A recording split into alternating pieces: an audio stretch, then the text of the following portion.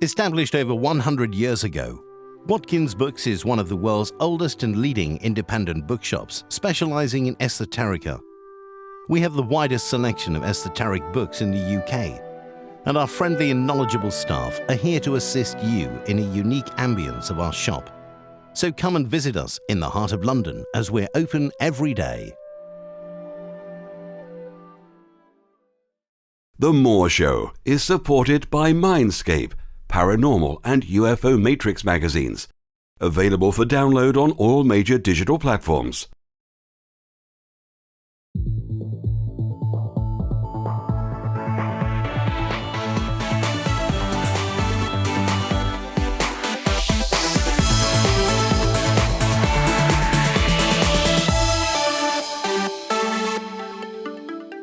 The comments and views expressed on The Moore Show are those of the people that make them and do not necessarily reflect the view of Kevin Moore, The Moore Show, or this radio station and its affiliate or sponsors.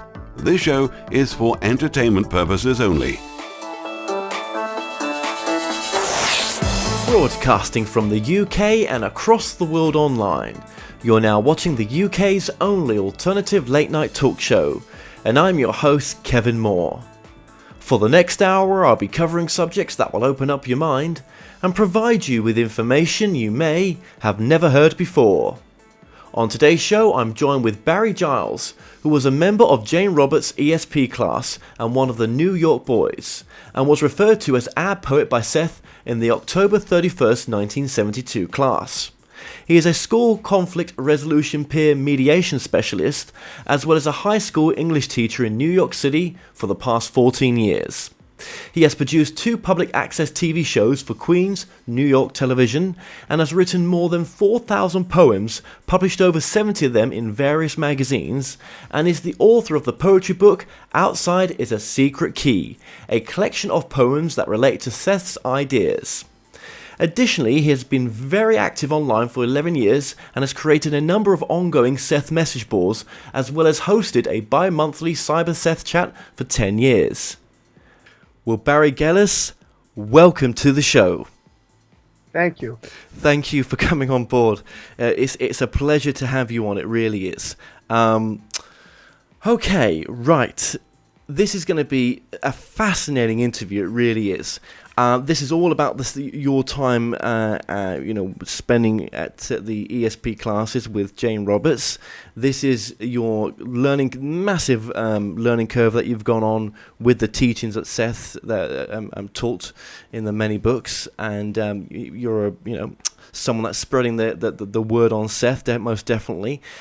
Just before we get into the meat, shall we say? What drove you to go to the ESP classes? What was you looking for? Yeah, I wasn't looking for anything because I didn't seek out to go to Seth class. My friends went. Richard, Dickie, what's his name? Richard Kendall and Ricky Stack, and a few others. So they were doing various kind of their own quests. I never felt the need to. I felt pretty good with things. I had a very positive attitude. And when they finally went up to Seth class, they said, "Why don't you come up?" And they showed me some stuff. I said, "Yeah, that looks good, interesting." So that's how I ended up getting involved. I didn't really seek it out. Okay, so your life was pretty good, basically. You were quite happy. There's a lot of people out there that feel that way, that would never need to come into contact with this material, would they? Because they feel that way. I'm sorry to interrupt. I didn't have a need at all, but I was always on like an inner journey and trying to understand myself with the writing of the poetry. And I think when I was 16, I read Plato's book, The Trial and Death of Socrates. And in that book, he convinced me like it's okay to die.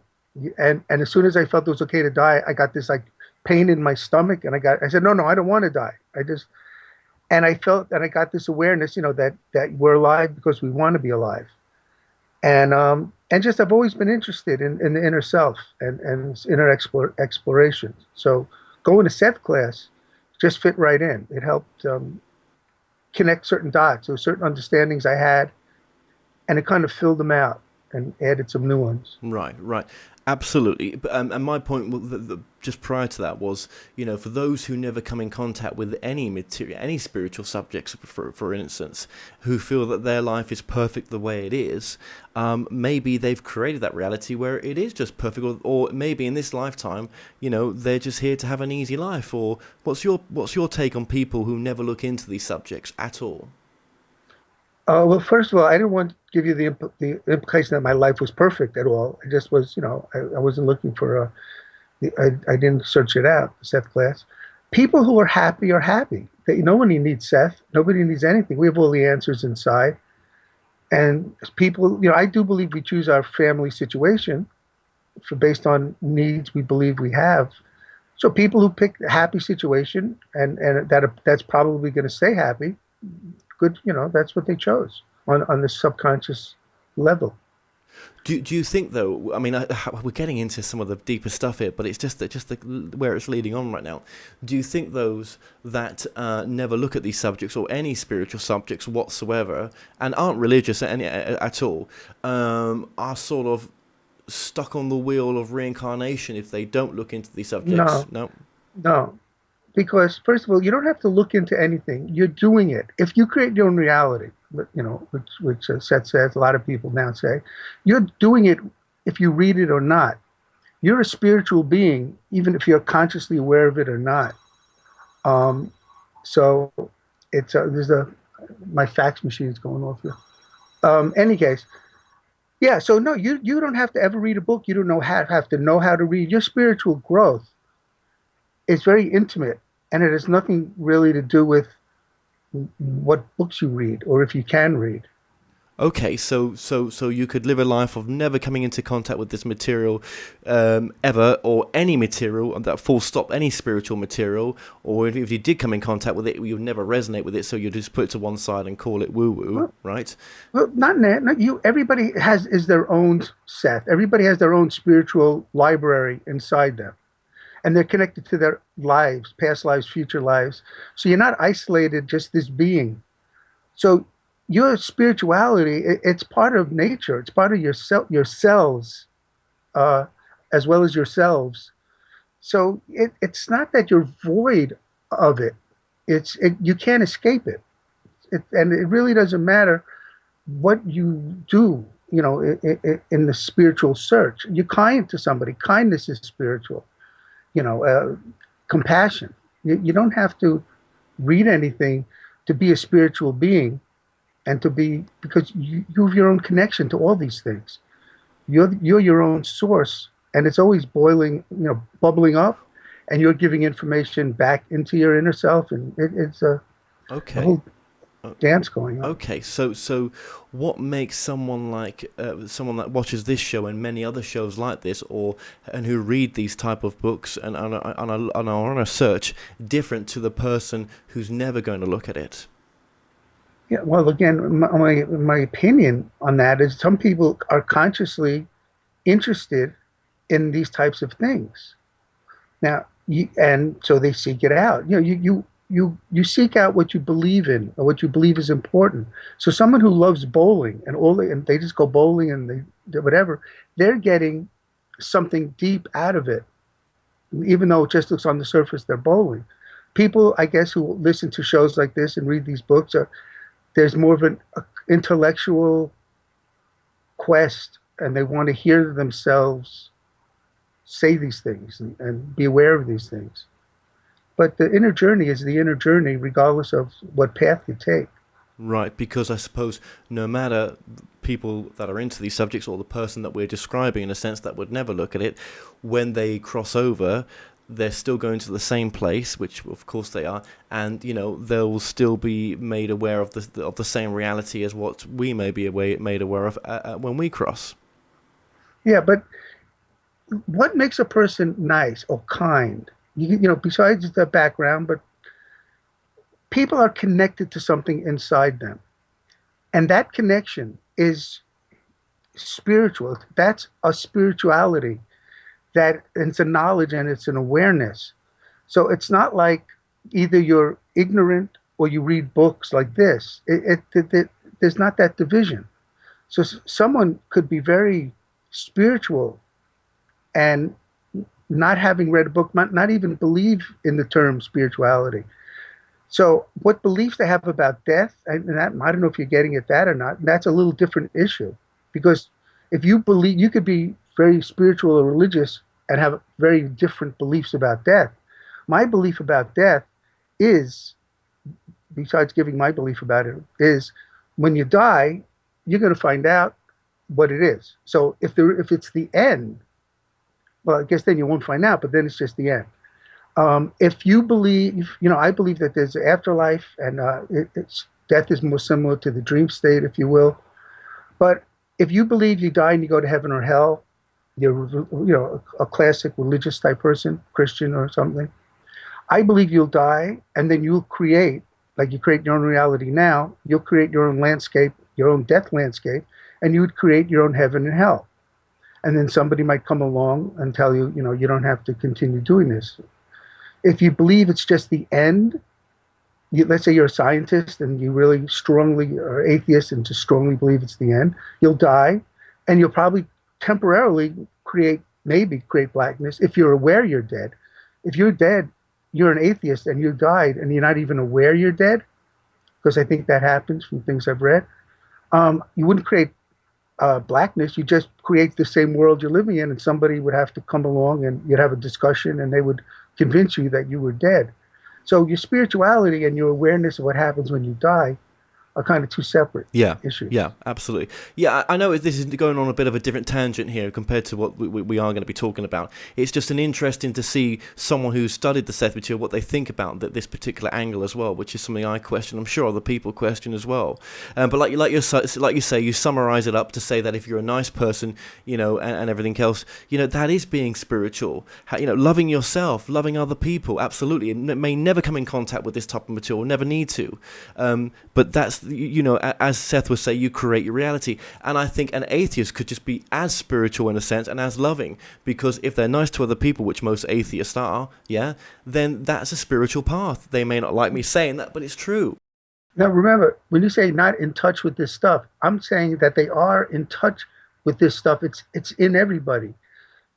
So they might not be consciously aware of it, let's say. So you're saying the accumulation of their higher self and everything else has all that knowledge stored in it anyway, and it's accessible anyway to them. They just don't know they're accessing it. Constantly going back and forth in their everyday life.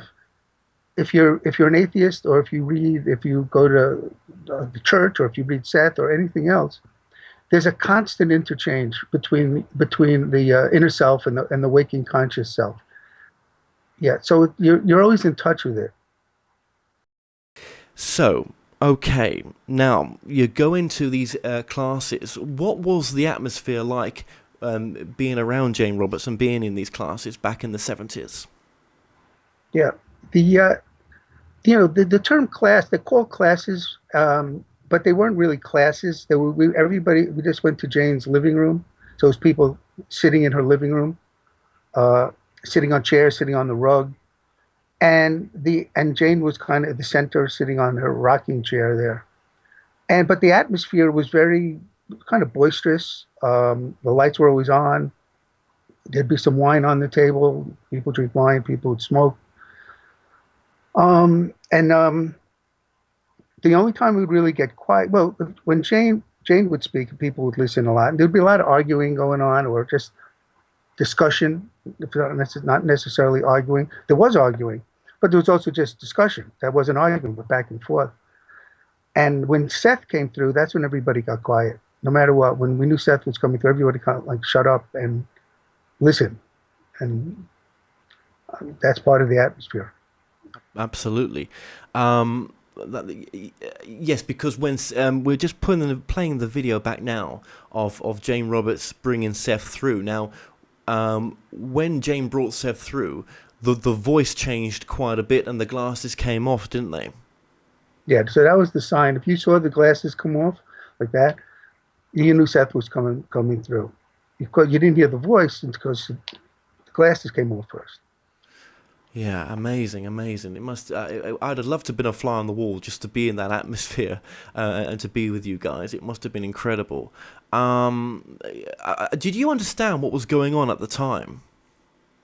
I understood what was going on, and I even understood something didn't connect, but I understood that when I went to class, Seth Speaks had just come out. Well, it was out already. Maybe it came out a year before, and it was selling really well. And Seth was working on the second book, The Nature of Personal Reality. So, and I knew, so it was very popular. I don't know if it sold 1 million copies, but it somehow, it never entered my mind that these classes anybody else would ever really know about them.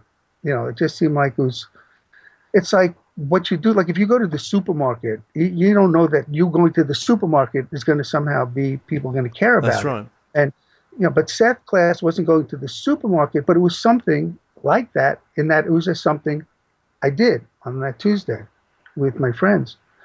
So I knew it was helpful, but I didn't think people would care about it, know about it even that much.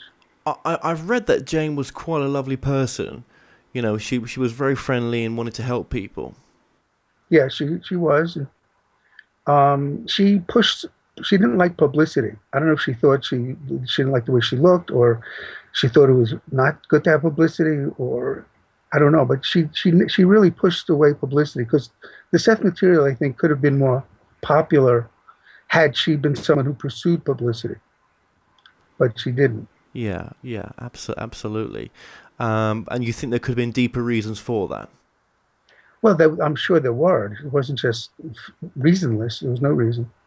But I remember her being self-conscious about calling herself once, like, joking about being a middle-aged woman. But she wasn't like, she was joking about it, but maybe that had to do with it. I don't know. Maybe she just thought it was too much attention, or it wasn't a spiritual enough thing, although the word spiritual wasn't really used in class. No. Oh, was it not? It was not.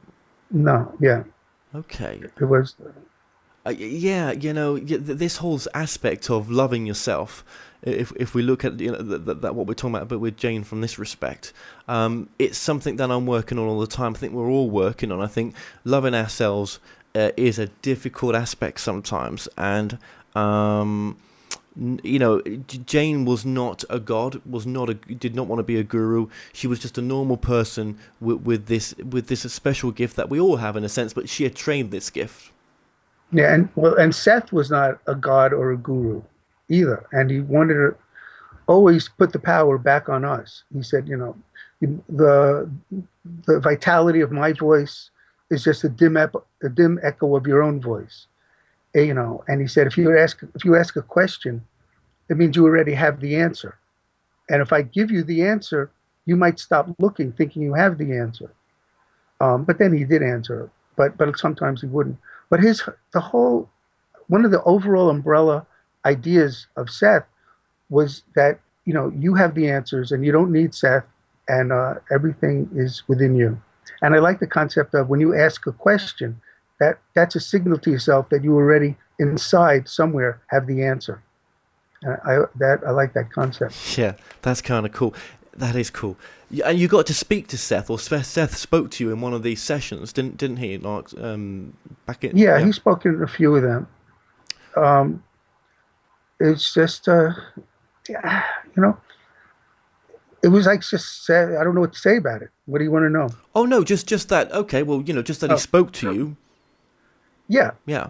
He spoke to me. He spoke to other people more than he spoke to me, because I was kind of quiet in class. Yes. But I wasn't quiet in the discussions, but my whole feeling about Seth class, and why I eventually left also, was finding the answers myself. So when questions came up, I took it like signals to myself to kind of find the answers. And I didn't ask as many questions. Oh, I see. So eventually you left the Seth classes, even though they were still carrying on. You had, yeah. Was there any regret from doing that? No. No. I like your idea of, that going to those classes empowered you enough to know that actually all the answers do lie within, and that was part of the empowerment of Seth. Still is. Yeah, and it started The basic message I started getting after each class was that ask yourself. You have the answers within you. Don't ask me, like this is said. Don't ask me. Find out yourself. When that happened long enough, I said, okay, I guess I will. And then, so I stopped going. Right. Okay. Now, prior to and I shouldn't really ask this, but I mean we should have asked at the beginning in a sense. But for those who may have just come straight to this video and not watched any of my other videos on Seth, just very quickly to summarize, what is your understanding of who Seth was to you? Yeah. Well, what my understanding of Seth, what Seth was he said he was like a personality who no longer needed a physical body, and and Jane was a medium. And or they say channeler today, but she was a medium, and Seth spoke through Jane. And according to Seth and Jane, the only reason he was able to speak through Jane was also because of Rob, her husband. The three of them, the connection with the three of them, made it possible to come through. And Seth said that even though there's distortions in his material, he said that the material can't be any more clearer than he's putting it out. Even though there's distortions, it's just on the physical plane, it's about as pure as it could get. And Right. Yeah, absolutely, and yeah. So with Seth as well. Now, official Seth books didn't start until there were many sort of sessions. I think that was, I might be wrong, about 400 sessions leading up to the first official Seth book. This connection was well tested, wasn't it? Yeah, it was approximately session like 500 or 505 or something that Seth Speaks began. Session 1 would be, they first contacted Seth on a Ouija board. I think she was writing a book about ESP because she didn't believe in this stuff. She was just like a poet and a science fiction writer, and she was investigating ESP, I think, for a book she was writing or something. But in any case, so when Seth came through on the Ouija board, that happened to then become session 1. And then they did a lot of sessions, and they did a lot of testing. That's all in the early sessions. After the official books came out, there's something called the early sessions that are 9 volumes, and it's all the sessions leading up to Seth Speaks. So that talks about all the tests they did, but also great information is in there. It's not just the testing they did. But Jane did not just accept at face value at all what was happening. No. Which just adds to the greatness of it, really. What dimensional level, or if any, did Seth say he was coming from? Dimensional level. Do you know where I put my water? Ah, here it is. Thank you. But what dimensional? As far as I understand it, Seth divided things up into framework 1 and framework 2.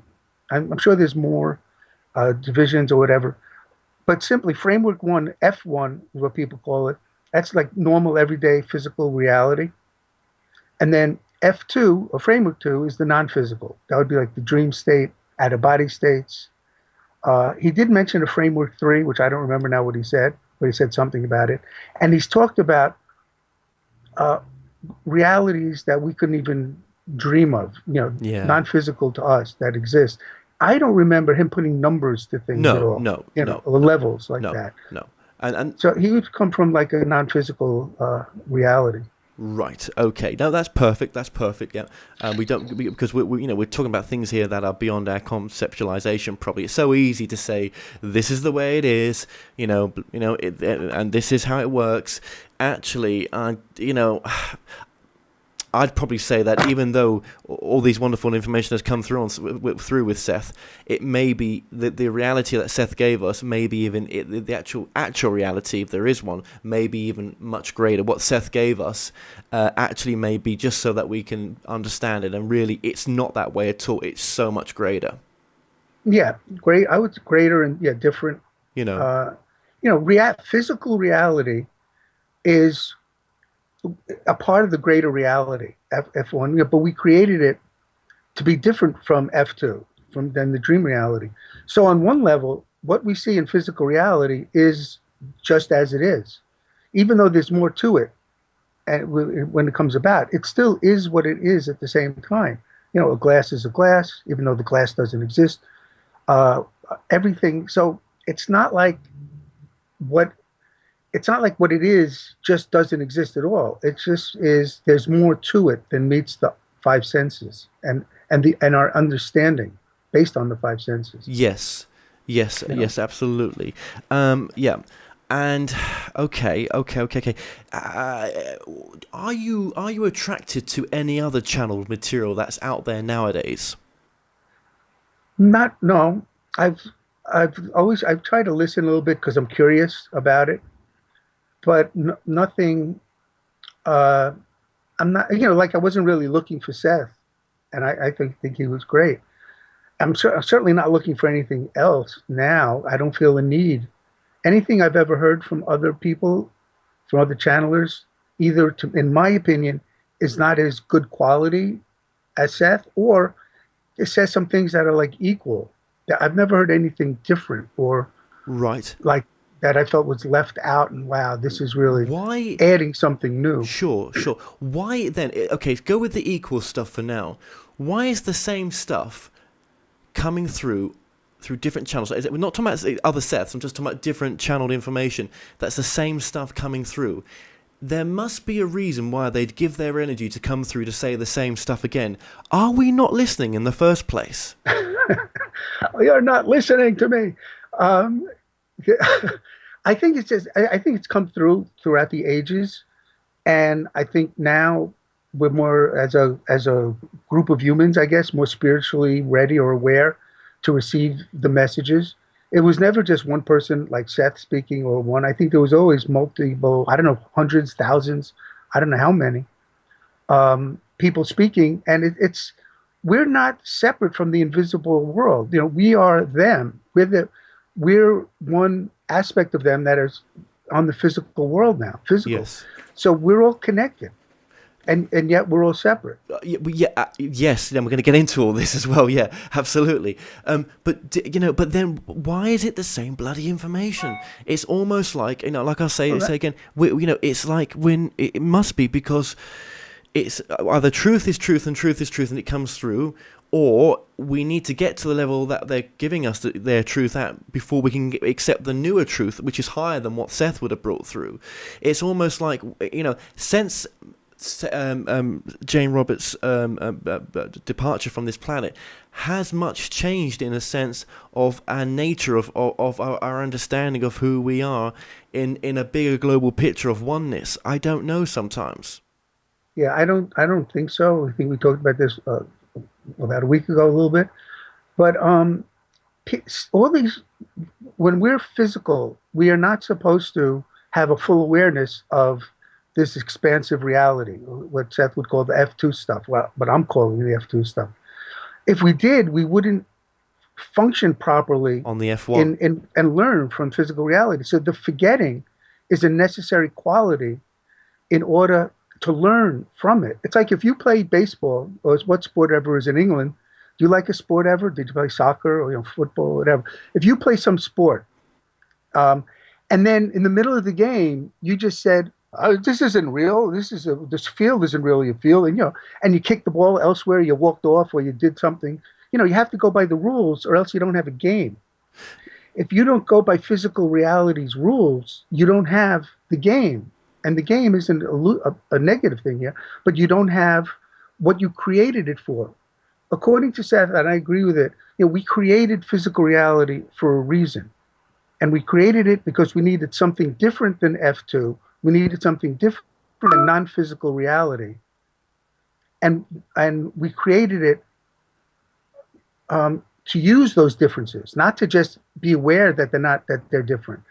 So we created it with these differences, and then we got to experience those differences to learn, I believe, you create your own reality, and to do so in a loving and compassionate way that helps and doesn't hurt people. And that's one of the key teachings of Seth, isn't it? To do things in a loving, compassionate way that doesn't hurt people. But Okay. So, but then why would Seth come through in the first place then, if to bring this information through if we're not meant to know the greater reality? Because as I agree with you completely, it gives the game up. But why are things coming through to give the game up, or is it not giving the game up because we're still like, well, is this true? Is this my truth or not? Or there's so many truths out there in a sense, or we got the It's not giving the game up because if we didn't want to be here on the physical or live, we would be dead.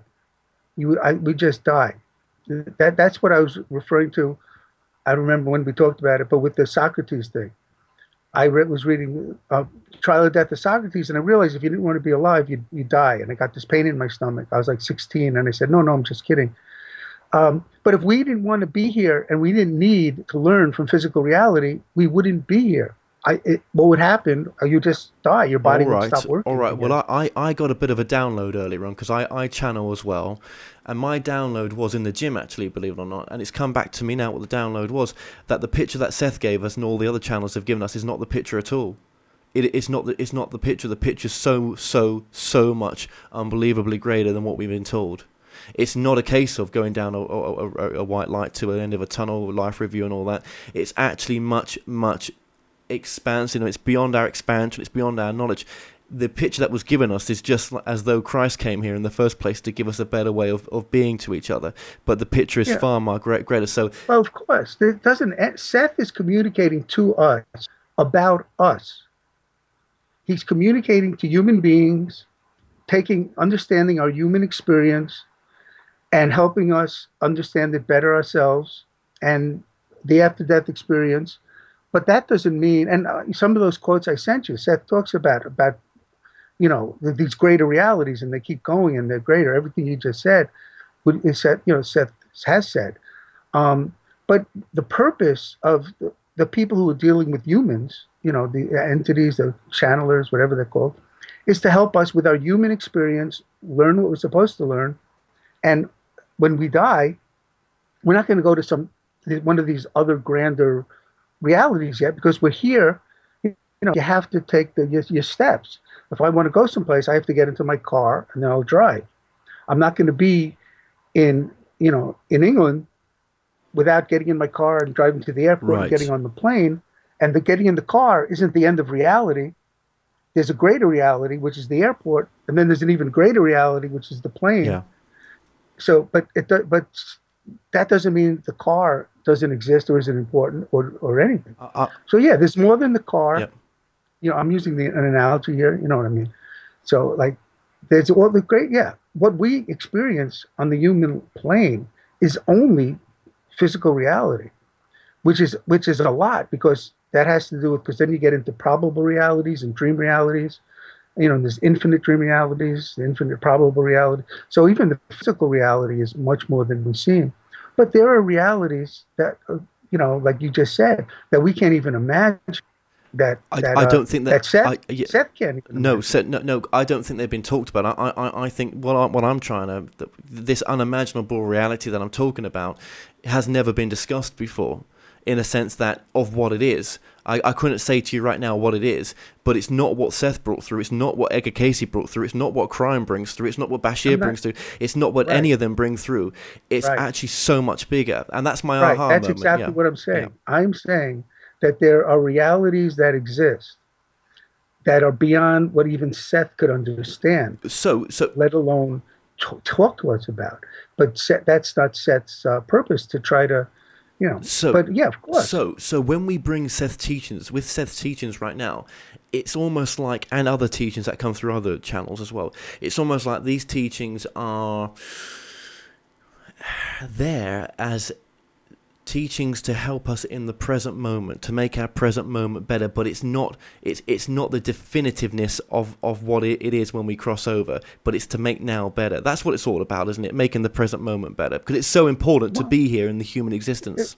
I think it's more than it's to make the present moment better, but I think it is also to help with passing over and going through the next stages there. Again, being in my house, that's now I'm alive in physical reality. Going into my car, let's say that's passing over.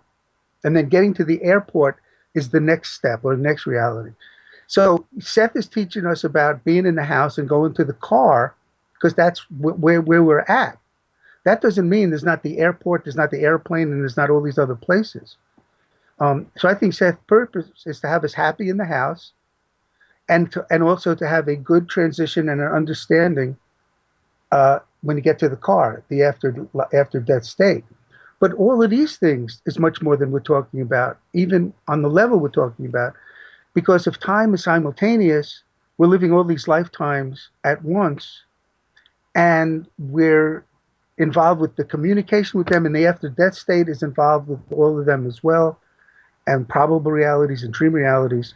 So even though I agree with you that there's these other planes and realities that we can't even understand, what we know about physical reality and the after death state, there's more to it than we can even understand as well. But there are things we can understand.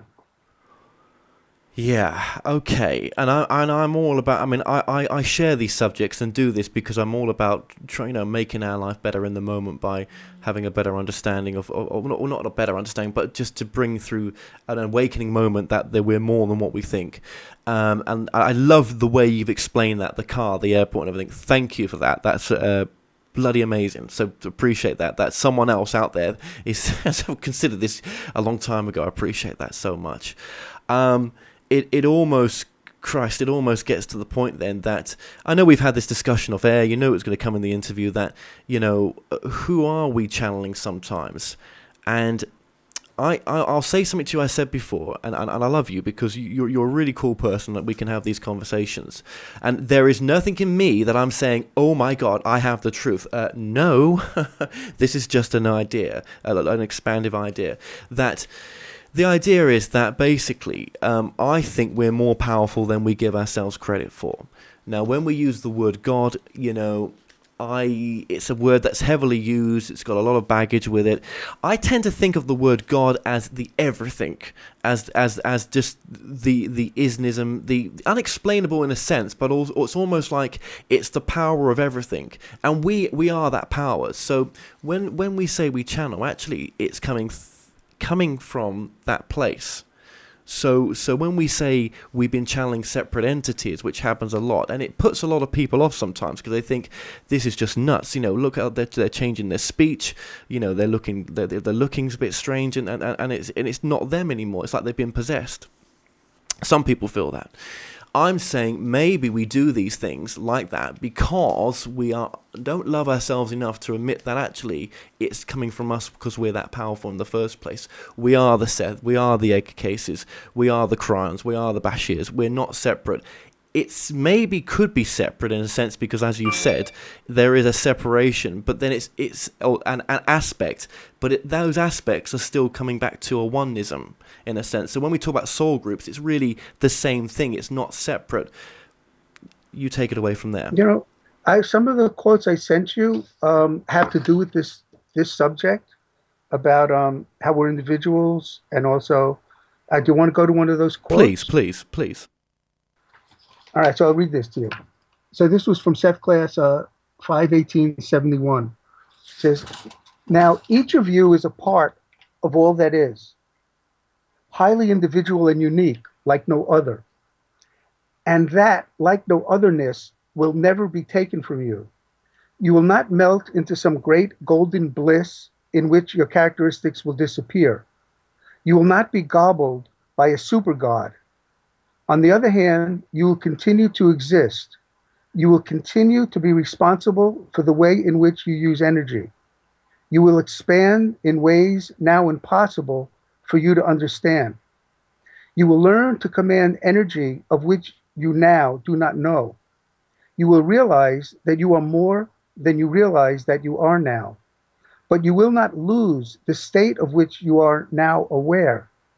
And regardless of the fact of reincarnation, and regardless of probable selves, the unique self that you now call yourself has eternal validity, even though the memories that you cannot now consciously recall will be yours in their entirety. And physical life in its reincarnational self is not some chaos thrust upon you, some evil from which you must shortly hope to escape. It is a particular reality in which you have chosen to know your existence, in which you have chosen to develop yourself. And it is indeed a system again like no other system, a unique and dear and beloved portion of reality in which you have decided to flourish for a while. And in denying it again, you deny the reality of experience.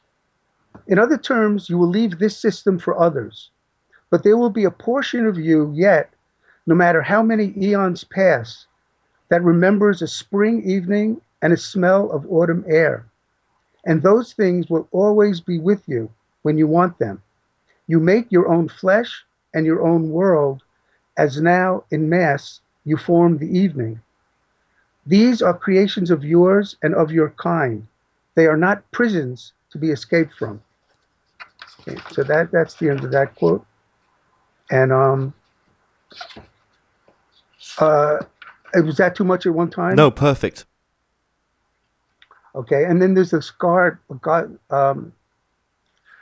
there's one more that I wanted to do because it had to do with God. And it was Sure. You just tell us the page. We tried the next one, the next page? Yep. Okay, and everybody's seeing it at least, so they're not just, they can follow along. Yep, we've just put that on screen. Stop here and yep, that's gone on screen now. Okay, so this is from Seth Class 12274. It says, God must love individuals since he made so many of them. In the glorification and realization of your own individuality, do you therefore know what God is? For God manifests himself through what you are. And if he wanted always to be one and not individualistic, then he would have remained latent and never materialized in individual form. In certain terms, these glasses are a manifestation of what God is, as you are a manifestation of what God is. And through understanding the infinite validity of your own individuality, do you therefore glorify all that is. And to the extent that you deny your individuality, do you deny what God is? Your eyes and your eyelashes, being individual, express the individuality of all that is. No snowflake is alike. No person is alike. Through the manifestation of individuality does all that is express its being. To be yourself, you are, in your terms, what God is. And in your way, you become a conscious co-creator. You are co-creators whether you know it or not. You are creators whether you know it or not. You are created, and it goes to the next page, and you create whether you know it or not. You can learn to be conscious co-creators. But do not put your ideas of God, even though those ideas may now be fashionable or liberal, in a package that is made half of Oriental philosophy and half of old Christian concepts that all result in the idea that you must lose your individuality in a nirvana of spirit. For you find all that is through the understanding, the joy, the compassion, and the experience of your own individuality. You are a portion of what God is, and that God wants you to be you. So why, therefore, try to deny your you-ness and escape it? It can be, and I'm not saying it is, but it can be a fashionable spiritual cop-out that prevents you from denying certain portions of reality and allows you the luxury of denying your individuality by trying to find a oneness that would annihilate the sacredness within you that is individual, and that is your contact with a Godhead. And that's the end of that quote. Okay. So that just puts in the mix the idea of we're both. Yeah, we're connected to God or all that is. There is a oneness, but that doesn't mean that the individual isn't real or is an illusion or is not important. It's, if God was a body, you're not going to cut your finger off. You're losing, the finger is part of your body. And, so we're all the different parts of the body. The body being God now. Yes. It's a metaphor. Yes. Yes. So going back to, thank you so much, right, for that. So, but still, my understanding, even from reading that, is that we're one, but we're all separate in a sense. We're still one, but we're all separate. We're both. We're both. We're both. So when Jane is channeling or channeled Seth, she is Seth, but then Seth is separate. No. Forget. Don't. When Jane is channeling Seth, you don't have to look in this nebulous area. You can if you want to, but when Jane is channeling Seth, according to them, what they say is that Seth is personality. Jane sets her personality aside and willingly allows Seth to use her body and to speak through Seth. Where Seth comes from, or Seth's personality, and where his beingness is, and where we come from, that is not at issue here. It's another issue. It's not that it's not an issue at all, but if you want to talk about Seth, the reality and the way you take, it's not just Seth comes from that. We come from that. We all come from that.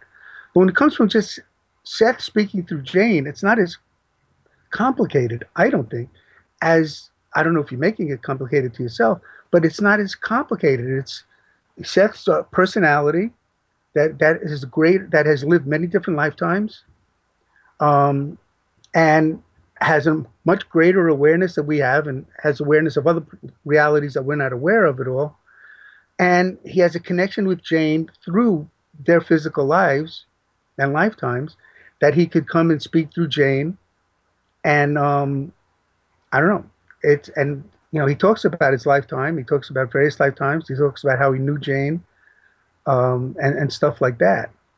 So all these other things you might be saying, could be true, but they're true about us as well. And I'm still sitting here talking to you, even though all these other things are also true. They wouldn't just be true about Seth; they're true about me and you right this instant. Yeah.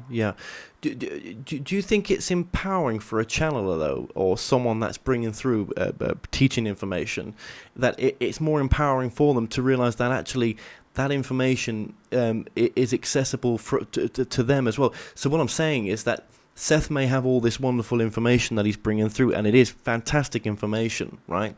But Jane had that information for herself as well. Her higher self, the purest part of her, was no less knowledgeable than Seth was. Yeah, but Seth is more consciously aware of it. He's more, it's like we all have, a lot of people have the experience when they read Seth, it's like they're remembering it. Oh yeah, that's true. Oh yeah, it's like they're being reminded of things that they already know, but they're not really conscious of it. Seth true. is Yes. conscious of it, Yes. and is making us conscious of what we already know. Yeah, but if we could cross over, which I know we're here right now, but when we do, I think we're that consciously aware of it when we cross over. I think the information that Seth brought through and other channels bring through, when we cross over, we are consciously aware of it. We are that energy, and there's just some sort of but we're also still ourselves. Remember, it's just an expanded self. You would still be you.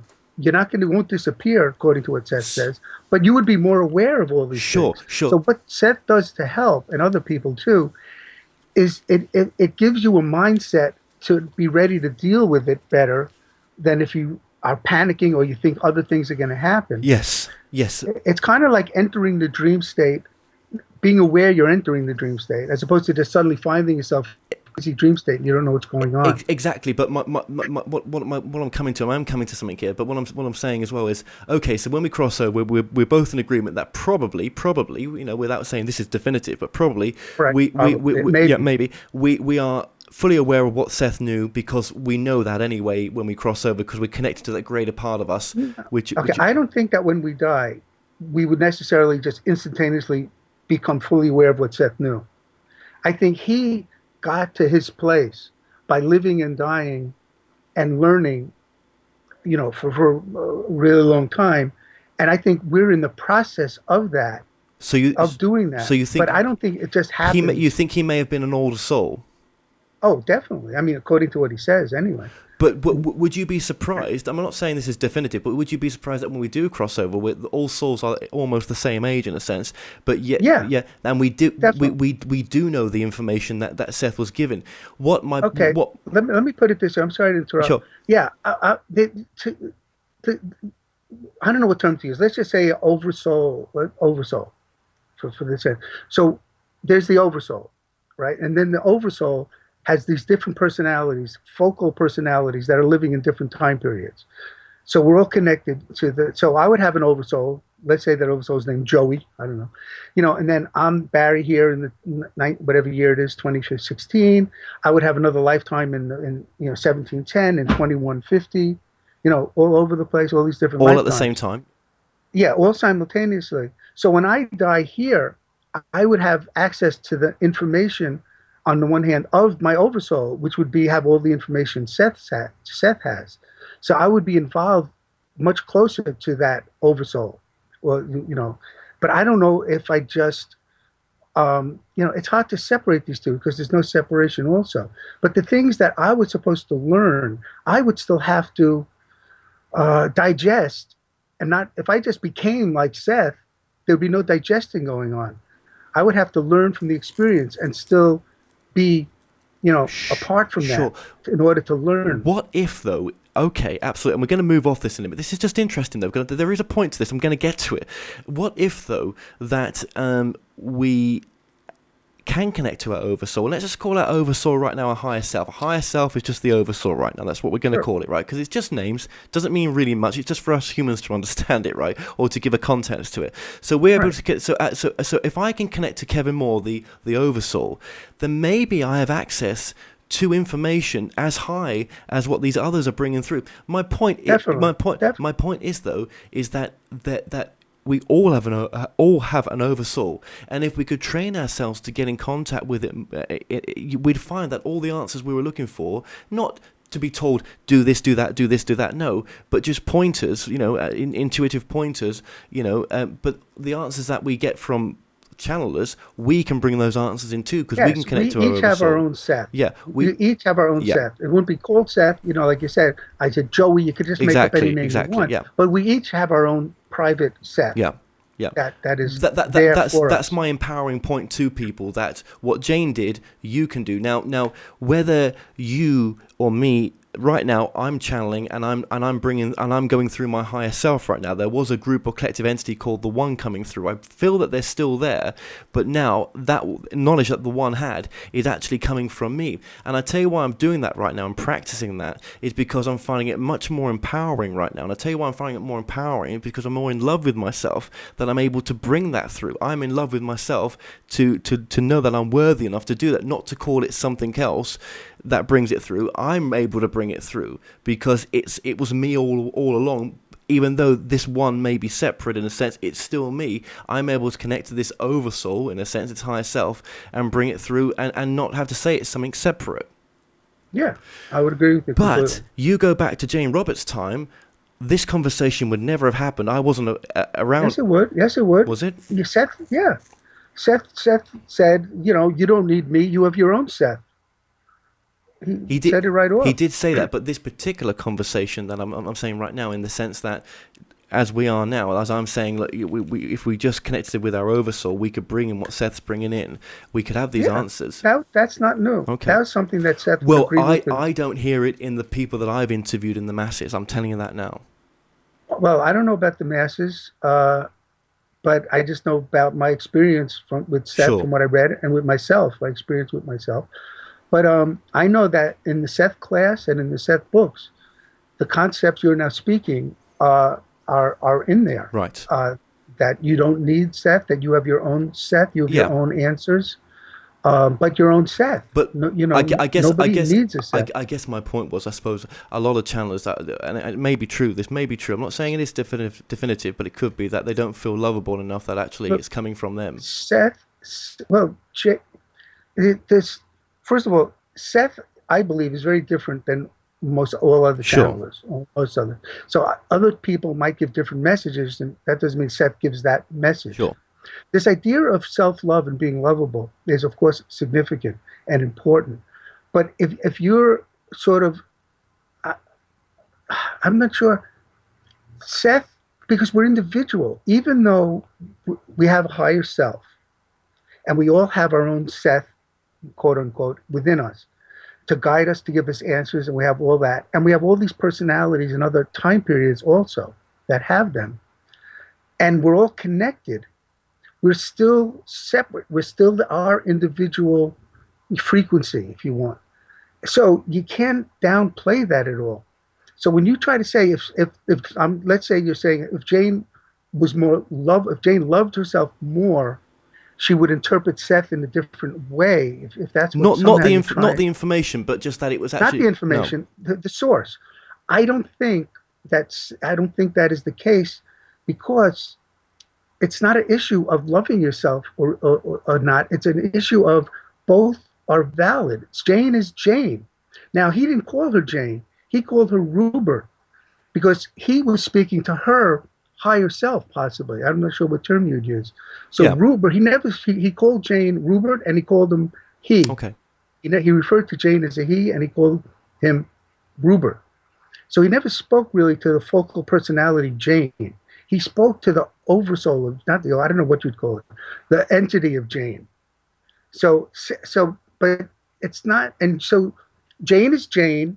All her other personalities and other time periods are them. They each have their own, whatever they are, and Seth is something else that's connected. So I don't believe that it's a question of self-worth, and she would have interpreted it differently. She would say it's a part of her. I don't think Jane would say I'm separate from Seth at all. But the issues of self-esteem she had, I don't think affected her. Absolutely, and I can never ask her these questions, and I respect your answer absolutely. And who knows? Sometimes you're probably dead right. The way you knew Jane, and that's the answer she would give. But another thing as well with the channelers of the past, in a sense, is that they used to go to a very deep level of trance, and as Jane would and Edgar Casey would and others do as well, they don't remember. They don't remember what's been said, and it's almost like they become separate from the teaching then. Yeah, but she did other things. She didn't only do that. She did other types of channeling, right, which wasn't that separate.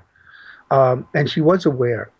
Seth was a deeper trance, where she wasn't aware. She went someplace else. But she wasn't just limited to doing that.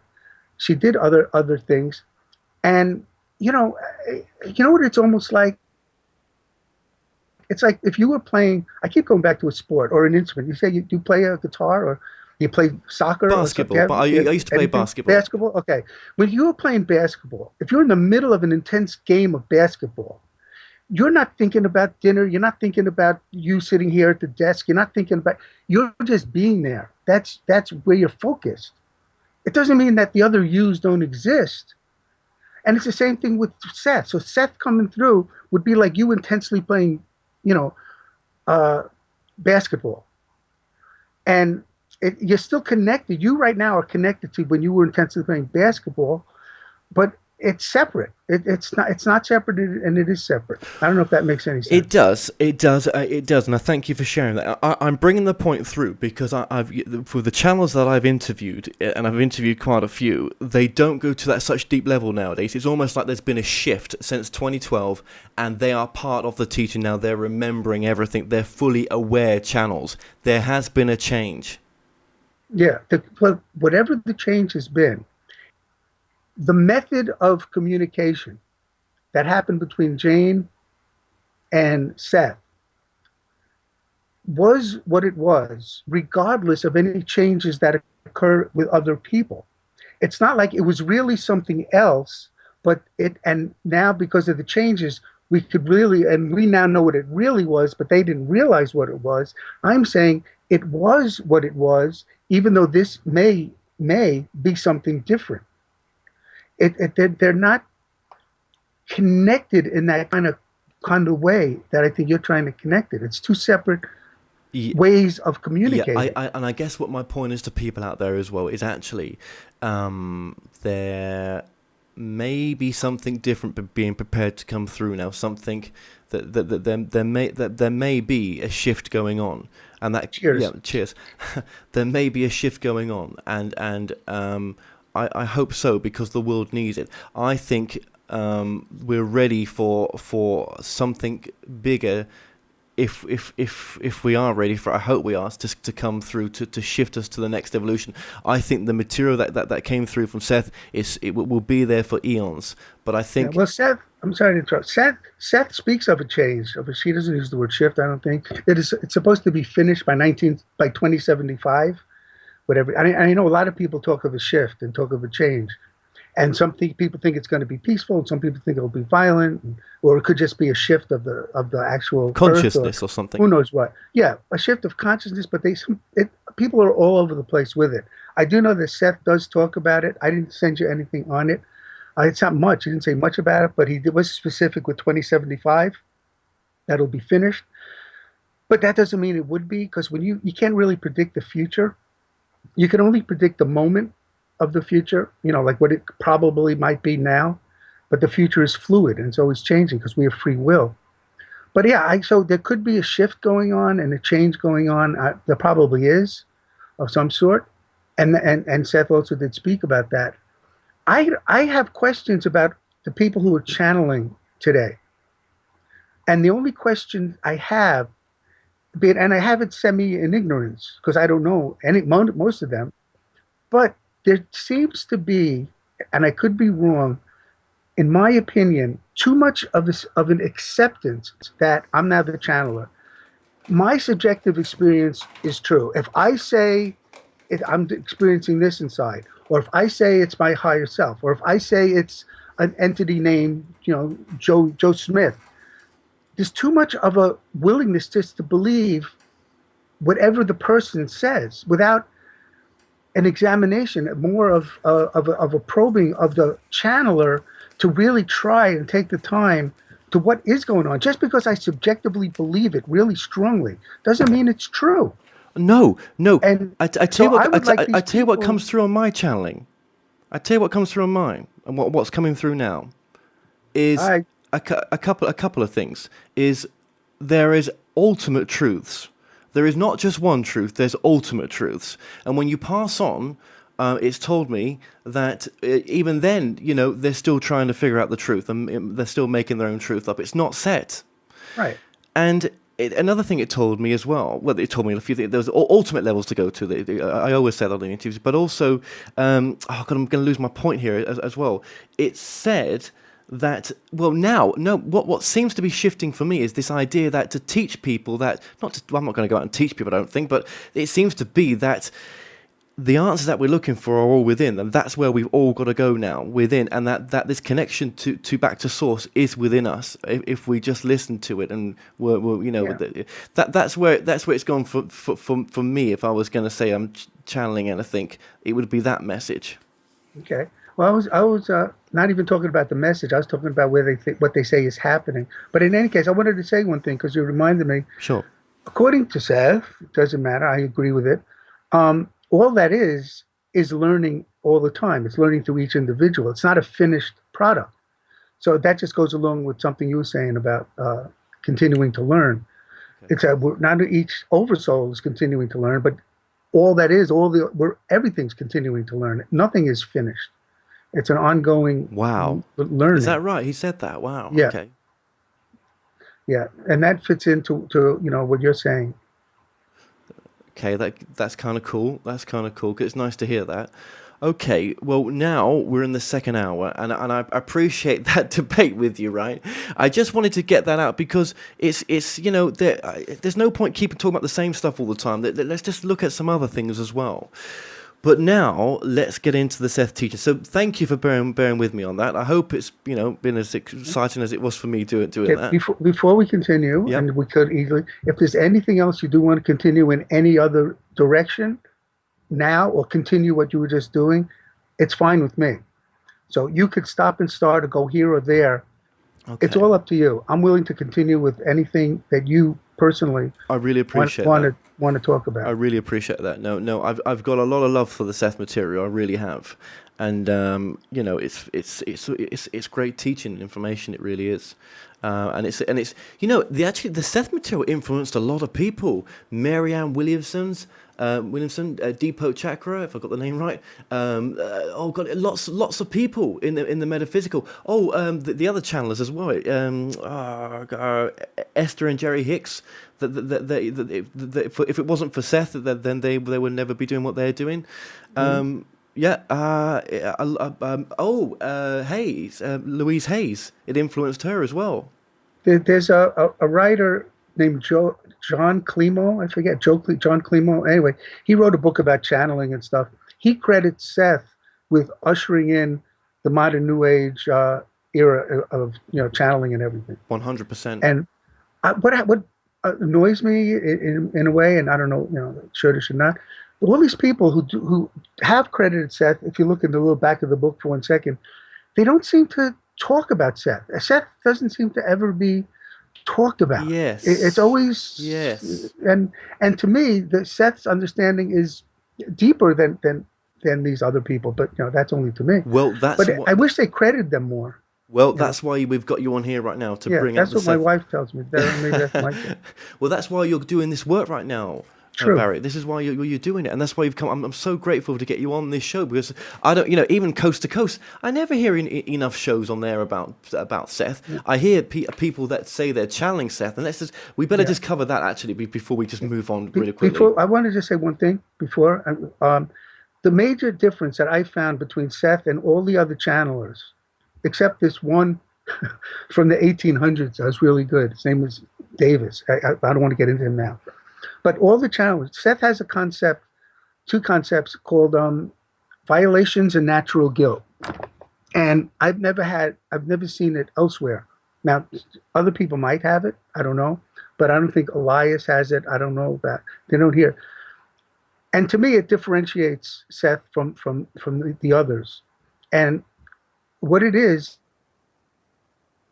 that Seth says, and he uses the term natural guilt. And natural guilt is like, and I'm using the term instinct now, it's like an instinct the human race put in themselves to remind you not to harm people in the moment of reflection. It's a reminder. So if you harm somebody, I hit somebody over the head with my stick, I'm going to do it again. In that moment of reflection, I'm going to get this inner tugging not to do it. There was something wrong. I shouldn't do it. Because we have a time lag in physical reality. And that time lag allows for moments of reflection before we act. We think and we act.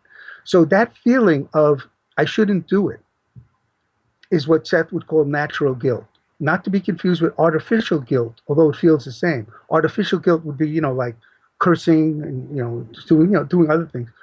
But natural guilt. So, and then violations is you're not really violating another person, but according to Seth, we are our innate qualities. We are of nature, and our innate qualities is love, compassion, and goodness. And what we do when we harm other people is we violate our own nature. That's the violation. And natural guilt is the instinct that's reminding us not to do it again. And that whole concept of natural guilt and violations is the least understood one, people who read Seth. And also other people, other channelers, they don't even know what I'm talking about. And they just say, there's no guilt. You shouldn't feel guilty. And you can't violate anybody because they create their own reality. There's nothing to do with what I'm talking about. But that's one of the things that stand out as a difference between Seth and the other channelers. Okay, so I was about to go on a different course here. Let's stick with this. This is so interesting. Now you brought this up. People rape children, women, whatever. They've got free will. They don't have to do it, but they do. Are they the greatest gift to the people that they've harmed, in a sense, for them when they look back on it in a completely retrospective perspective in many eons to come? As in, was it agreed upon before they came down here for the murderer to be the murderer and the victim to be the victim? No, I don't think so. I don't think it lasts that long. I think when you choose to be born, you choose more of the immediate probable, things that probably could happen based on the personalities of the people in the family itself. But there's always, in the moment, like the present is the point of power, is what Seth says. And you would decide, so I don't think you were born like to be a murderer or to murder. But what would happen is the person who is going to be murdered has certain beliefs in place, and they put out a subconscious telepathic call, I want somebody to murder me. And then somebody subconsciously answers that call. And then they're facing each other. At this point, though, the person, the potential killer, he now has a conscious choice. He doesn't have to kill the person because this person put out the call to be murdered. He's facing the choice. Should I do it or not? And the only way you could face that choice is for somebody to attract you and be willing to accept the murder or not. So there's a big difference between putting out the subconscious call to be harmed and acting it out. But then it's two separate things. Now, the person who acts it out is doing it with the permission of the person, because it couldn't happen otherwise, according to these theories. But how does a child give permission? Well, remember we talked about age. The souls are ageless. The child's soul is as old as anybody else. The child is one personality of this soul that are all over the place. Yeah, so a child's soul is not a baby. So what's putting the message out is the higher self coming through, putting the message out. I would think so, because if that wasn't the case, the child would be a random victim of violence. Absolutely. So for the higher self or the oversoul to put that message out, has it been agreed before they incarnated? What would be agreed to before they incarnated might be, I don't want to be an adult. I want the young experience. But when I get to be about 7 or 8, I think I want to die. I could get hit by a car. I could get sick. I could be a victim of a crime. That thing could be agreed on beforehand. But that doesn't mean it has to happen. You could change your mind. And you could say, well, not that you would consciously be saying this, but inside, I don't want to die at 7 now. I think my experience up until now makes me want to really be old, live to be 90. Oh, so you can change your life plan. Yeah, you can change it at any moment. But those who don't change it, those who die young, I believe, came in wanting to die young. They didn't want the older experience. And that's just holds true with the fetuses that are aborted or fetuses that miscarry. Those, to the extent that consciousness enters the fetus. So when you get a massive sorry about this, I've just got somebody. When you get a massive extinction thing like earthquakes or some genocide, horrible genocide that's taken place, mass souls have agreed this on a mass level. Then, yeah, and that could serve other purposes, according to the Seth Material at least. That sometimes for overpopulation there are wars or there are diseases and stuff because there are just too many people. And that's like the emergency way of getting down the population, as well as each individual in the mass thing that happened would have their own intimate reason of why they were involved as well. And for the learning of to give the feelings to those people that have remained here, the feelings of loss and the suffering that take place, from losing someone, or the feeling of feeling sorry for other people that are going through such pain as well. There's so much learning comes through people going through something we may class as difficult. It's not the ripple effects of it. That's what I'm on about. Yeah, and a lot of times when somebody dies, it sends the person in a new direction they wouldn't have gone in. So I would then believe, like, one of the reasons when somebody chooses, according to Seth, you choose your exact moment and method of death. And I think part of that, one of the reasons is how it would affect the other people.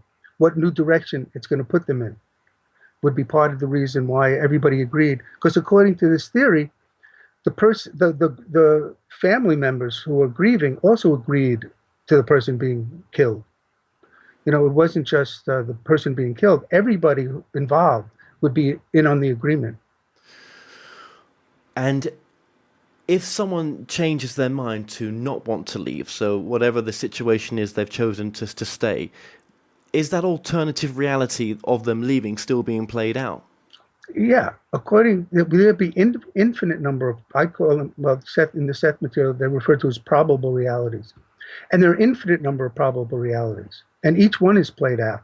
So, if you got it, if it was a major thing, it could be, if you left the house 5 minutes later, well, you answered the phone and you didn't leave the house, or 5 minutes later. Each of those could be probable realities that just go on and live their own lives. There would be an infinite number. So certainly major decisions would be probable reality as well. And they all report back to the Oversoul once Yeah. they've completed. The Oversoul would have these infinite number of, and remember, each probable reality would have its dream. They would go to bed at night and have their dream, and those dreams would continue. And that dream self would have its own probable realities, and each one of those would have their own dreams. So it's this ever-flowering, infinite number of selves that are connected to each Oversoul. It's just incredible. It really is.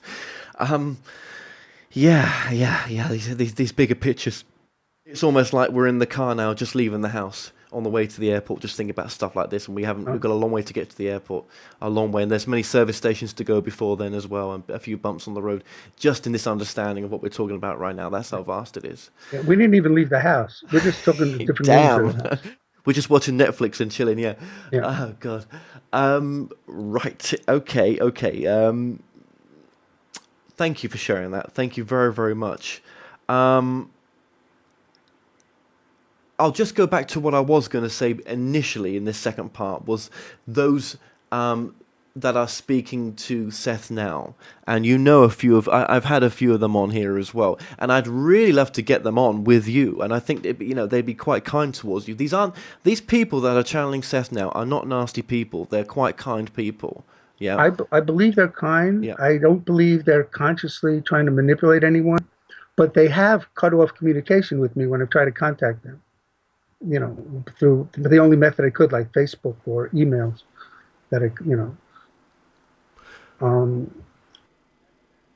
Absolutely. Now, we were just discussing as well about other people that channel Seth, that say it's Seth.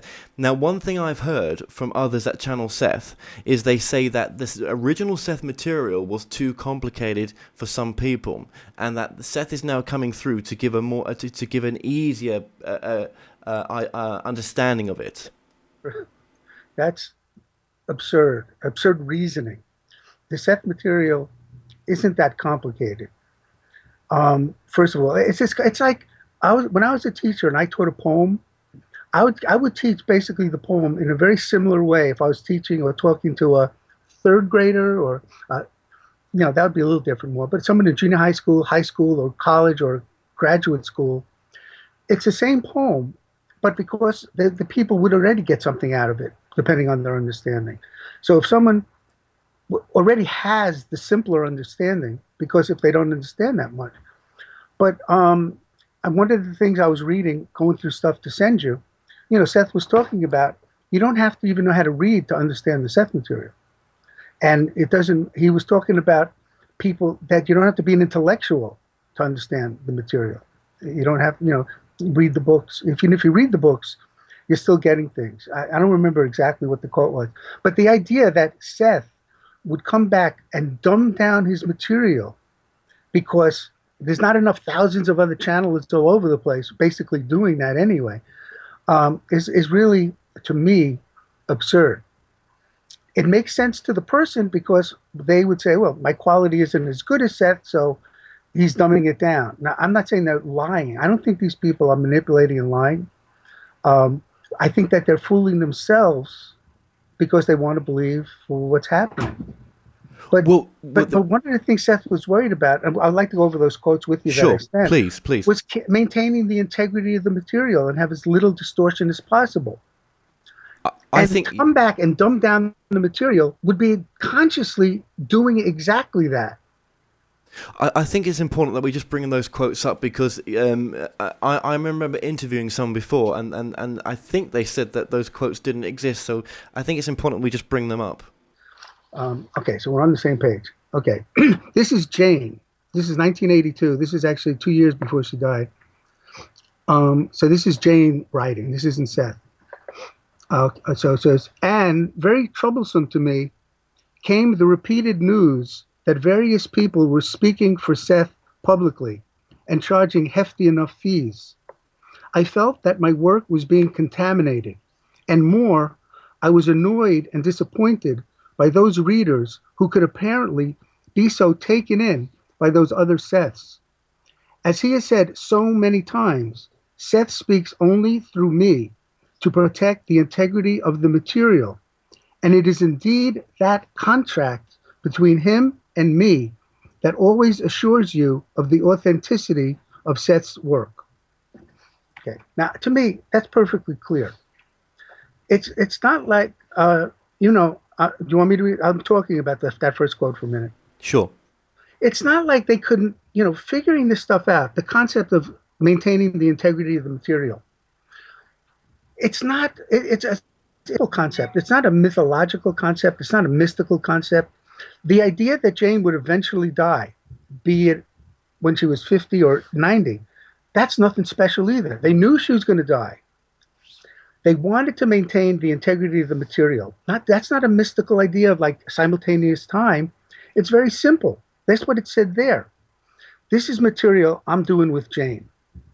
I want it to have its own integrity and authenticity. Therefore, I am not going to speak through 5, 6, 7 people, because then there's going to be these all accumulation of Seths saying all these different things, and my work is going to be lost in it. It's going to be what Jane called contaminated. It'll lose its integrity.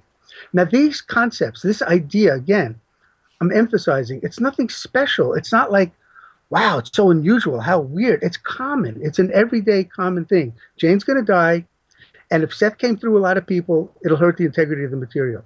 So Jane died in 84. What do you think, and I don't think, that 84, in 20 or 30 human years, anything changes? Suddenly now, I don't care if the material is ruined. Suddenly it's okay if, the integrity doesn't count. I have to come through again and dumb down my material so others could get it. It makes no sense on any level. The only sense I could make out of it, trusting these people as being people, is that they're fooling themselves and they have a lot of their self-worth involved in it, and they have to stick to their story. They're using Seth as a symbol, and they strongly, strongly, strongly, strongly believe it. So that's the story. But if you believe Seth existed and he was an entity, or his words had any meaning, you can't just discount them. If they had meaning, they have meaning. So anyway, so that's the first quote. That was Jane, although she was quoting Okay, Seth, and just before we get to Seth's quote, because there's a quote from Seth on this as well. There's one more Jane and then three short Seths. Yeah, just before we do that as well, I remember what one of the channelers that channel Seth said to me, that he had a patient come to him that had a past life regression. Right, I read that. I know. Go ahead. Yeah, and then Seth pops in. Now, you can't deny that experience. No, so Seth popped in, but it wasn't Seth popping in. It was that own. My interpretation of that is Seth was a symbol. This person was using Seth as a symbol. The person on the regression. The person who popped in. Now, I don't know if they were Seth readers or not. Let's say they were never a Seth reader. They were never. I don't know if they were or not, but let's just say they were never. That doesn't mean they still wouldn't have awareness of it. Like you said, we have a lot of knowledge. We're connected to a lot of information inside. But still, for Seth said also he could only come through Jane, because of Jane and Rob together.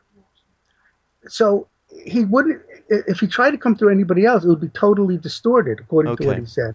Okay, so there are, I just wanted to put that out there because that is, Okay, I think that was one of them. I forget if that was Frost or Story. Those are the two major ones. Mark Frost and Story Waters are the two major Seth claimers. Right. Okay. Well, it's like a disclaimer. There's a Seth claimer. That's their truth, isn't it? That's their truth. It's their. Yeah. Well, it's their truth. That's what they believe. Yes. Yeah. So let's now go to the other quotes, because these are important. Right. These quotes. The second one on that same page 20. Okay, that's on the screen now. Right, that's a short one. It's on the bottom of the page.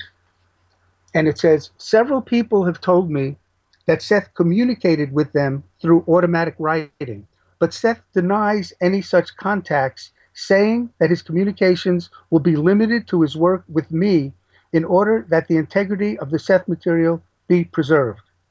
Okay. And the reason why I included this, and we'll discuss it for a minute, is some people say, well, he's not speaking through me. Seth said he wasn't going to speak through anyone else. But this is showing this is automatic writing. It's not that he said he wouldn't speak through anyone else only. He wouldn't communicate through anyone else in order to maintain the integrity of the material. This is straightforward, simple, everyday thing. That concept of maintaining the integrity of the material has not changed because 30 years have passed. Because it's a simple concept. These are my books through Jane. If 20 other people or 5 other people start writing Seth books, then there's going to be Seth quotes and Seth books through, Story Waters and through Mark Frost, through those other people, and they're all claiming to be Seth, and we're all one half Seth, or different. Then they might say different things. Well, it's not really Seth, it's another Seth, it's my Seth. Then use a different name. I refrained from cursing, I want you to know, although I don't think anything's wrong with cursing. I was going to put that. Anyway, use a different name. Don't use Seth. Then there'll be no problem. And entities, like I think we were saying before, don't have names. It's very easy to say, that's Andrew, right? I'm speaking for Andrew, or I'm speaking for Sam. It doesn't have to be Seth. By using Seth, purposely or not, they're cashing in on Jane's work. They're piggybacking on the legend within this circle of people. And I agree with Jane. It's not fair. It's not right. It contaminates the material. Let them say it's Sam. Even if it was Seth. Even if they believed it's Seth, it's Seth. Seth said I could use any name. Use another name. Why does it have to be tied to this Seth? So Seth could be coming through right now as a different name through someone else. I don't think he would, because he didn't say he would. But also he said he could only come through Jane and Rob because of his connection between them. Absolutely. Okay, but there are many Kevins out there. There are many Barries. So use another name. Look, if your name is Kevin, and you write me, and you just say Kevin, and how do I know it's you or the other Kevin? Use use another name. Okay. Seth said early on, and it's an obvious thing also, that it doesn't have to be Seth. He used the name Seth. I forgot why he was comfortable with it. But if he did find someone else to come through that had the same connection with Rob and with he needed 3 of them, the 2 of them. Why wouldn't he use another name? Unless somehow he was able to verify whatever, but why do that even? Did Seth ever have the... Oh God, I've got to ask this while this is here. I'm going to go back to what we're talking about. Did Seth ever have the ability to bring through God? No, that the question would not be sensible in Seth terms. But God is all that is, like you were saying. It's everything. It's not a personality. God is the trees, it's you, it's me, it's your nose. Right. But then someone like Neil Donald Walsh will write the Conversations with God, right? Right, yes. And it becomes a massive seller because it's got the words God in there and the Christians love it and everything else, right? But it helped a lot of people. Those books helped a lot of people, no denying that, and they still continue to. Right. Why couldn't Neil bring through something else? He comes up with that because that's his belief system. Now, as I said before, the source doesn't really matter. It's the quality of the material. If he believes it's God, so what? Jane, if you want to say, believed it was Seth, but it doesn't matter if it really is God or not. And he can't say, he could say, but it wouldn't prove anything. Well, it's God because he told me it was God. Or Story Waters. My proof that it's Seth is because he said it was Seth. And then I channeled Jane, and Jane said it was Seth, or who knows what. But that's all the same source. It's that person saying it's Seth. So getting back to the God thing. Go on, go back to the God. That's his, that's what his belief system was able to accept. Doesn't matter what I believe or what God is, if God is all that is, like I think. And I think he would probably say God is all that is as well. Yes, But he would. again, I don't really, people use whatever term fits their belief system. So when someone says they're channeling the history of God, for example, they're channeling the source, and they're then channeling beyond the source and calling books beyond the source, and what you know, that they may well be channeling what is the source. Do you think? Is it possible to channel the I don't think source? so. I think they're channeling what you're channeling, what Seth is involved in. Seth told Jane that Seth 2, and Seth 2 is the more advanced Seth, if you want, like to use computer terms, like Seth point 2, 2.0. Seth, like what we are to Seth, Seth 2, what Seth is to us, Seth 2 was to Seth. But he said that Jane would not be able to understand Seth 2 at all. That Seth had to translate Seth 2, and then he spoke to Jane. But Seth was really like the medium, if you will, in this case, because what Seth 2 was so foreign. Seth 2 was never physical, and Seth 2 was so distant, reality-wise, that it didn't speak, didn't use words. That so I don't so. And if you're speaking of Seth 2, the level of Seth 2, or even beyond, it makes more sense to me that's not what people are channeling. So, I think that it's their understanding of what you said, their understanding, because would you understand or feel the vastness of the power and vastness of your entity, you could easily mistake that for God or for the source or for whatever you want, because it is so powerful and it is so, seemingly all-knowing. You know what I mean? Absolutely, this is so interesting, and we're going to get into Seth two as well. So you don't, and my channeling's told me that as well. That there's infinite levels, and that it says to me that from one level to another, they're channeling each other, and they're communicating to these higher levels. So those on lower levels are channeling higher levels in a sense, and those on higher levels are channeling even higher levels to get to truth, to figure out what the truth is, or to go on a very unique journey in a sense, whatever that journey is, right? So what you just said there makes complete sense to me, because that's what's been told to me, right? Yeah. In a different way, but the same thing. But in my head, then, my silly simple head, I think sometimes, well, maybe in infinity there is something at the end which is God, maybe. But then maybe that's the whole problem. No end. No end. So maybe God is not the end. Maybe just God is maybe God is everything. There is nothing God is all not. At once. God is all at once, happening all the time.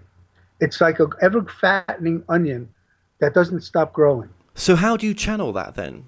You don't channel God or everything growing all at once. I just want you to say but, that. That's what I want you to say. Yeah. But you interpret it because you get happily blinded by the power of your own self, your own entity, your own inner self, your own higher self. You interpret it. This is so powerful. This can't be connected to me. It has to be God. It has to be the source. It's so immense. Could we be blind? Could we be blinded in our truth right now between us in what we understand, what we're talking about right now? I hope not. Why? What would be the motive? What would be the blindness? Yeah, we could anything. We could. If you're blinded by something. I'm having an explanation though for the blindness. I'm not just saying they're blinded. I'm saying perceiving the power that you yourself talked about. This immense power of the higher self. Somebody feeling that could easily say to themselves, this isn't my Seth. This has to be something bigger because it's so powerful. And my belief system doesn't accept this power as being just an entity. So therefore, it has to be God. It has to be a greater source. That's what I think happens. So then, we're going to get back to the non-Seths, right? We're going to get back to that. So then, when people look at other people's teachings, as in conversations with God, or channeling the source, or whatever it may be, in that massively higher respect, maybe those people are attracted to the people that channel that, so that they get to where they need to get to realize, oh, actually, maybe the picture I thought that was, the picture is something even bigger, and actually, this isn't ultimate truth. They're just connecting to what makes sense to them. You played basketball. You connected to it. That was the way you got exercise, or you enjoyed it. That doesn't mean you have to go out and play baseball. You have to go play cricket. You have to go out and play American football. You have to. You don't have to do everything. You find what you connect to, which was basketball, and you played it. People who like the term God and have a belief system and read his books and like it, they found that. That's their connection. That's their basketball. What about okay? So if someone's born into this life being completely addicted to Jesus is the only way, yeah. Which being doesn't addicted, born addicted to Jesus. Well. Okay, finding Jesus in yeah. Okay, yeah. Let me say it like that. That doesn't make them bad people because the Jesus teachings are quite good. But it lowers their expansiveness, and also we then do things like gays are bad. These type of peoples are bad. Now listen, it depends on the beliefs. I'm sure there are people who could believe in Jesus and believe gays are equally godlike, godly. If they took the Christianity out of it, yes, and just looked at his teachings. It's not taking the Christianity. It's what are you going to look at within the Christianity? What are you going to accept? Now, these people who are these New Age right-wing loonies, in my opinion, that believe these things about gay people and about all these other things, they still reject things. I mean, there were things in the Bible about stoning your child if they don't listen to you, or I don't know what.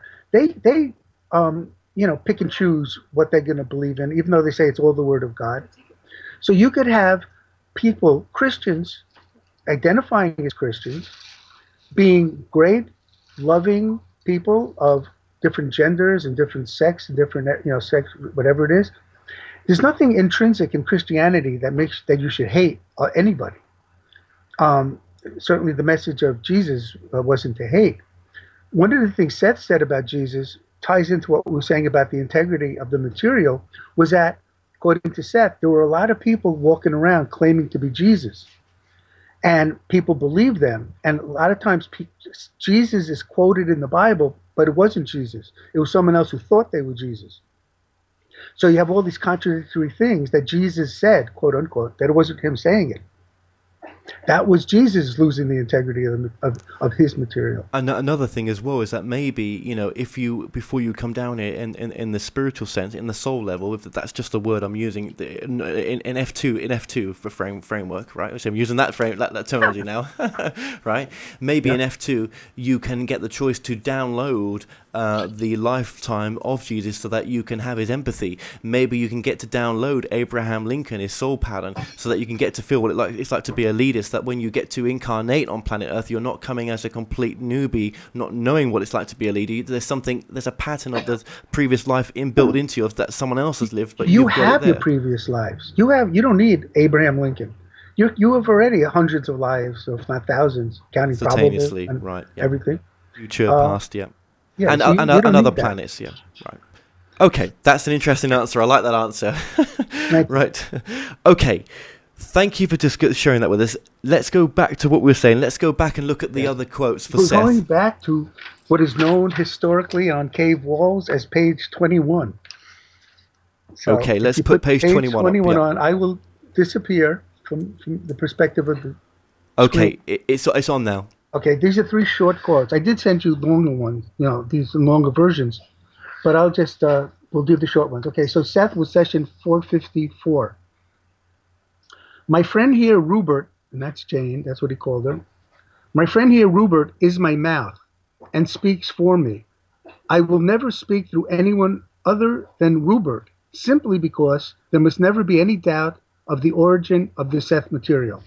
Okay, I made the caps. I put the caps in there. To emphasize. So okay, I'll read the next. So to me, this is just so straightforward, clear. Okay, we haven't gotten to the one in Seth Speaks, the one that Story Waters talks about. But these are all leading up to. These are all in the early sessions. Seth Speaks didn't even come out yet. So the next short quote here is 464. Now, when you see what Rupert can do occasionally, and the troubles I can have with distortion, then you can be sure that I would not double or triple the chances for distortion by attempting to speak through anyone else. Pause, and I'm adding now, and I certainly wouldn't dumb down my own material. It's like saying, I'm going to come through as Bozo the Clown because I want people to see red hair when I speak. Do you have Bozo the Clown in England? I guess not. No, but we have an American audience, so don't worry. Okay. Anyway, on Earth, some people know of Bozo. The next one is this. This one was part of the Seth Speaks, and it's a shorter version of it. It is longer, but in Seth Speaks, you see session 510. That's around when it began. It says, "While my communications will come exclusively through Jane at all times to protect the integrity of the material," and then it went on. It said something else. So I just stopped it there. That his communications will come exclusively through. I don't know if Jane at all times. So those are the ones I sent you for this. Now I did send you about 6 pages of things that we could even do a whole show on. Just those things. I could find one of them, but those I sent separately in regular 12, 14 font or whatever. Okay. So, but would you like to either ask other questions, or you want I could? Well, yeah, I think I think we've covered that part of it. Then, in the sense of other Seths. But it just makes no sense. It make you can't just throw reason out the window. Common sense those exist, and we use it all the time. Even when we think of like spiritual things, like if you create your own reality. Common sense tells you anything that happens to you didn't just happen to you without your agreement. That's common sense. And it's just common sense, what's being said here. And again, it's just then a coincidence that they're using this name, benefiting from the legend of Seth. I don't think they're doing it I just because maybe I feel happier believing it.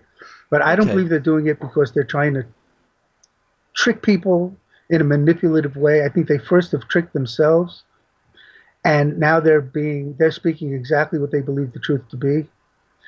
But I believe that truth makes absolutely no sense if you just look at what Seth said, and not just one quote, because he said a lot. And on top of all this, he said, I can only speak through Jane because of Rob. I don't think I took that one out here. I don't know if I do, but that's in the other material. That's in the other material. Yeah. No, I appreciate you sharing that with us, and it was an important part just to bring up as well because this is just very interesting. It's all very interesting. What's got to be said. I wish we could have some of the others on that are bringing Seth through just to have this debate. But I mean, I didn't get a chance to speak to them to talk about this. Maybe one day we can do. Maybe one day we can do. I'll be happy to do it. When I was listening to Coast to Coast, that guy Mark Forst was on, and he said, he's speaking for Seth. He says, the other people they want to keep Seth for themselves. They're just holding on to him. They want him. They can't think outside the box. He was just saying these things that, that just had nothing to do with why people were upset or questioning him. It wasn't because they wanted to keep Seth to themselves or they couldn't accept. It's just what Seth said about himself. But then there is someone like, who Lee Carroll is, and he brings Cryon through. Do you know who Lee Carroll is? No. Okay. Well, Lee Carroll, if you type in Cryon, Lee Carroll in the internet. Oh, yeah, I heard of Cryon with the K. Yeah. Now, Lee puts on conferences for other channelers to come to. So he channels, and lots of other ones come on the same stage with him throughout the conference. And Lee will also allow other people channeling Cryon to come to. He pushes for that. Do you know what I mean? That's fine. That's his business. That's what he doesn't mind that. So they're on the same stage and on the same page. Seth has a very specific explanation of who he was and how he's coming through and why. So he has his own interest in maintaining the integrity of the material. Doesn't mean other people have to believe that or think that. Do you know what someone said to me as well, which is really interesting, that if spirit or are these higher dimensional beings like Seth or anyone that's channeled or any higher dimensional being wants to come through to give answers to us, they probably have the power to physically come down here, manifest, and give us the answers that we're looking for. They don't need to do that because that's not part of their. They're not going to manifest and give us the answers. We're not meant to know. Yeah, and also, I don't think they can. I don't believe in possession. I don't think they could possess anybody unless the person has a belief system of possession. But they could also come through, not the person not being aware of it, through like writing. Someone could be writing a novel, and they're just getting all these ideas, and it could be somebody coming through them, helping them out with the ideas, and they just think they're thinking it themselves, or they could be thinking it themselves. So they come through. They could come through in many different ways. It doesn't have to be speaking or automatic writing. But I don't think it would be via. I don't think you were even saying this, but possession of any kind. They wouldn't force themselves into anything. What I actually meant is actually physically, coming down here, them, physically manifesting themselves. I don't think that would ever happen because, that they're not meant to be doing anything like that. The thing that's interesting about that is, I did send this to you in the thing about Seth 2, the presentation I did. In the early back in like 1964 in the Seth Material, Seth did physically try to come through to somebody, and somebody in the room did a drawing, and it looked just like what we consider aliens today. It had kind of like the eyes and the point in there. It was weird. Yes. And Seth looked at the picture. Yeah. And Seth looked at the picture and Seth looked at the picture, held it in his hand as Seth, and said that was a good depiction. Like, he didn't say, "Oh, that doesn't look anything the way that was a good depiction of the way he could appear." It was not easy for him to do, he said. So I believe, taking that into consideration, taking into consideration all the things that Seth 2 said, that there is a connection between the alien visits or Seth, ancient astronauts and Seth 2. Or there's a connection, getting back to connections we don't understand. I believe there's some kind of connection between these types of intercommunication and people who do channel supposedly entities from other planets or other dimensions. Now, there's a person named Lisa Royal, and her book it's channeled material, and it's supposedly from an entity that's an alien, from another planet, but she calls it visitors from within, which is that whole idea that we're visitors from within, we're not from the outside just, coming. But anyway, that's a whole other issue. It's fascinating, but who knows? Yeah, so basically, because the research, I interview a lot of UFO researchers, and they now, the language nowadays is interdimensional. But is that possible that these interdimensional beings are actually from much higher levels of existence? Yeah, and very spiritually advanced. Yeah. But why the spaceships? Why would a interdimensional being or a high dimensional being need a disc-shaped craft? Well, because they might not all be, according to different parts in the Seth Material, because he never spoke specifically on UFOs because Jane didn't really like the topic for whatever reason. But he said, and it's what other people have said, I think, they're not just one thing. They're coming from other dimensions. They're coming from other planets. They're us coming from the future.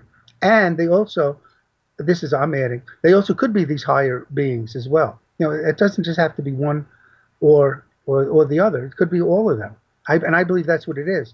I think it's all different things. And some of them do need spaceships, and some of them don't. Now, Seth said someplace that our thoughts appear as UFOs in other dimensions. So that means there is other dimensions, people looking up in their equivalent of the sky and seeing something that they think is a UFO, and that's the way our thoughts materialize in their dimension. So who knows how that throw that into the mix as well. And now David Icke talks about a controlling system that's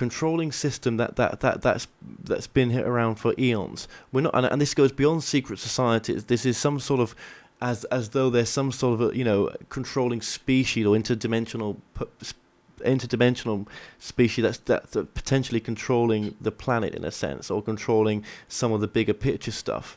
Did that ever get mentioned in the Seth Material? It did. It's in the Seth 2. That's one of the things. I'm looking at my paper here. I had given you these a Seth 2 list of ideas, and somewhere he says. It says, "We have always watched. We are the watchers and the protectors, and you have never been alone." Is one of the things. And he said somewhere else, same thing about that we tend to you like a gardener tends to his garden. This is Seth 2 speaking, and Seth 2 speaks in terms of we. So yeah, if they're tending to us like a garden. That other Icky, whoever that David person was, that would fit in with that.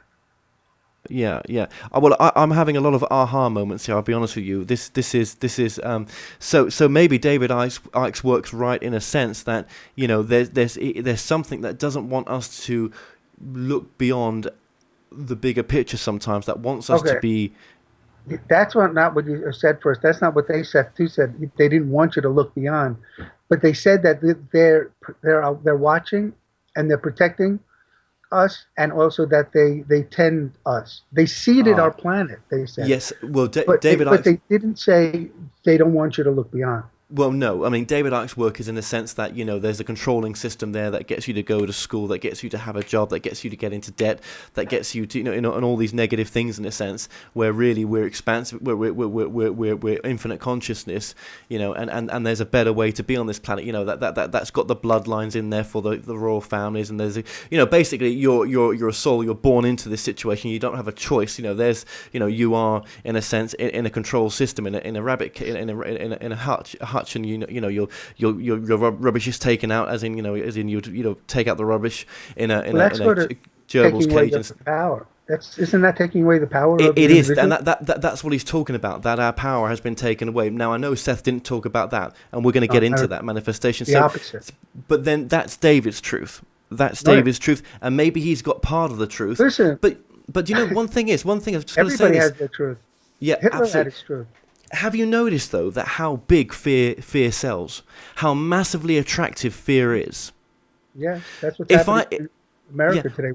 Donald Trump. And programs that say they're trying to help, but actually are very, very fear-based. And I'm so against the fear-based stuff, in a sense, not to not look at truths, but how much does that truth come from fear? And some people will say, yes, but the truth is the truth. And if the truth is fearful, then I'm afraid that's just the truth. Do you want us to not look at it and say we shouldn't look at that? But what they're missing is they're missing the truth is being filtered through their belief systems. So this truth that they're seeing, like the truth that we're seeing, but the truth that they're seeing is not the truth. It's the truth filtered through their belief system. So if they believe that evil is powerful, and that evil is around, then you got to watch out because it's going to take over.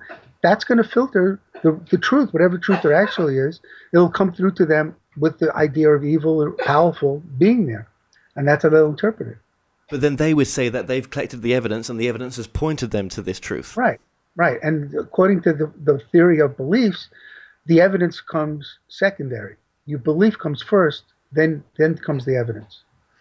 Not the other way around. That's interesting. Well, this then leads into a really exciting part of Seth's work as well, which I love, which has been an inspiration for a lot of people, actually, that have taught Seth's work as well, is the law of attraction, in a sense. Okay.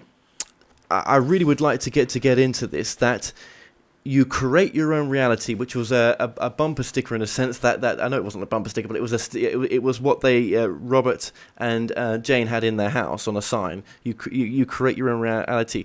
Now, creating your own reality does not mean the ignoring and suffering of others, does it? Right. No. If Seth came in a UFO, it would be a UFO sticker as opposed to a bumper sticker.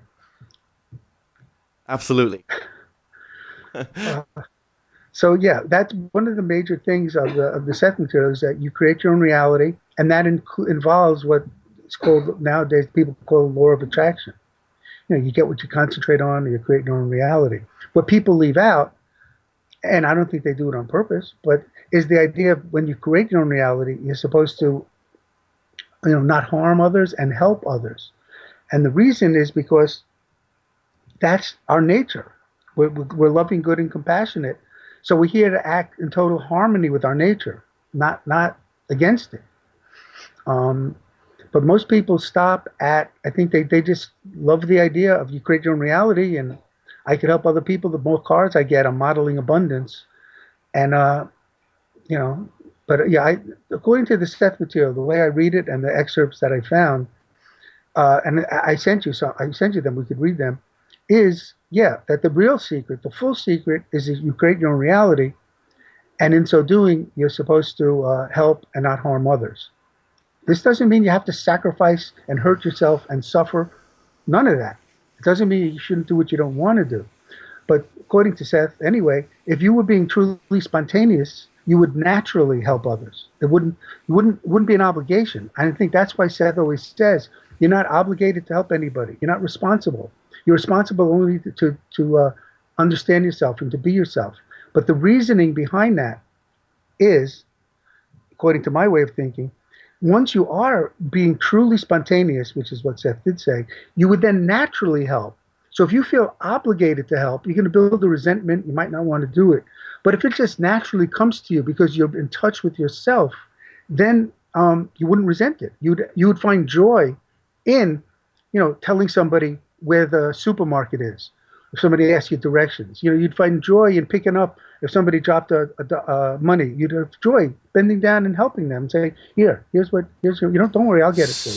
So, if someone's got a very fear-based outlook, in a sense, and they're attracting a lot of people through that, and they're giving out information on this fear-based, like a news fear-based network, for example, they are actually helping those fear-based people because they're feeding them information, that they're providing a platform for them to come to. So that's a natural way for the law of attraction, as Seth sees it, to work. Yet it's non-judgmental whether it's good or bad. It just the idea, the premises of the teaching is there. You're helping people, and you're calling forth what you are. You're what's the word I'm looking for? You're stating that you're saying that I am this. Is that right? Am I on the right track? You're if you believe in. Well, let me just sidetrack for a minute. One of the things that happened in Seth's class was we were having an argument about war. People, at that time there was something called the generation gap. So the older people were kind of, in favor of war, or war is necessary, and the younger people, which was me and my friends, we were against war. And then we were speaking, and then I talked to Seth, or I said, why do people kill each other? Why they wake up and then they end up committing suicide or murdering each other? And instead of answering me, he gave an assignment to the class, and he said, I want everybody to think about what would be different if you believed that you were good and that people were good. That's like write an essay, write an assignment, whatever, come in. And then he talked more about answering the question. But what I realized, not then, but maybe 20 years later, at some point, the full meaning of what he said came to me, which was, when you believe you're good, first of all, you're going to act the way you believe good people are supposed to act. So if you have a choice, you'll do what someone good is supposed to do. Also, if you believe that others are good, you're not going to want to hurt them because they're good. So, and people who have problems or whatever, you will bring out the goodness in them. So someone who may be nasty or mean or dangerous might not be that way to you because you're connecting to the part of them that's good, and you're bringing out that goodness. So when I asked Seth, why do people kill each other all the time? It was tied into this belief in evil and belief in bad. And, if you believe you're worthless, you're willing to sacrifice yourself, your life. You're willing to kill others because they're worthless also. And that's what my wife is. My wife is sneaking me a book. Just that paragraph. Yeah, but I don't. It's about. All right. She wants me to read this.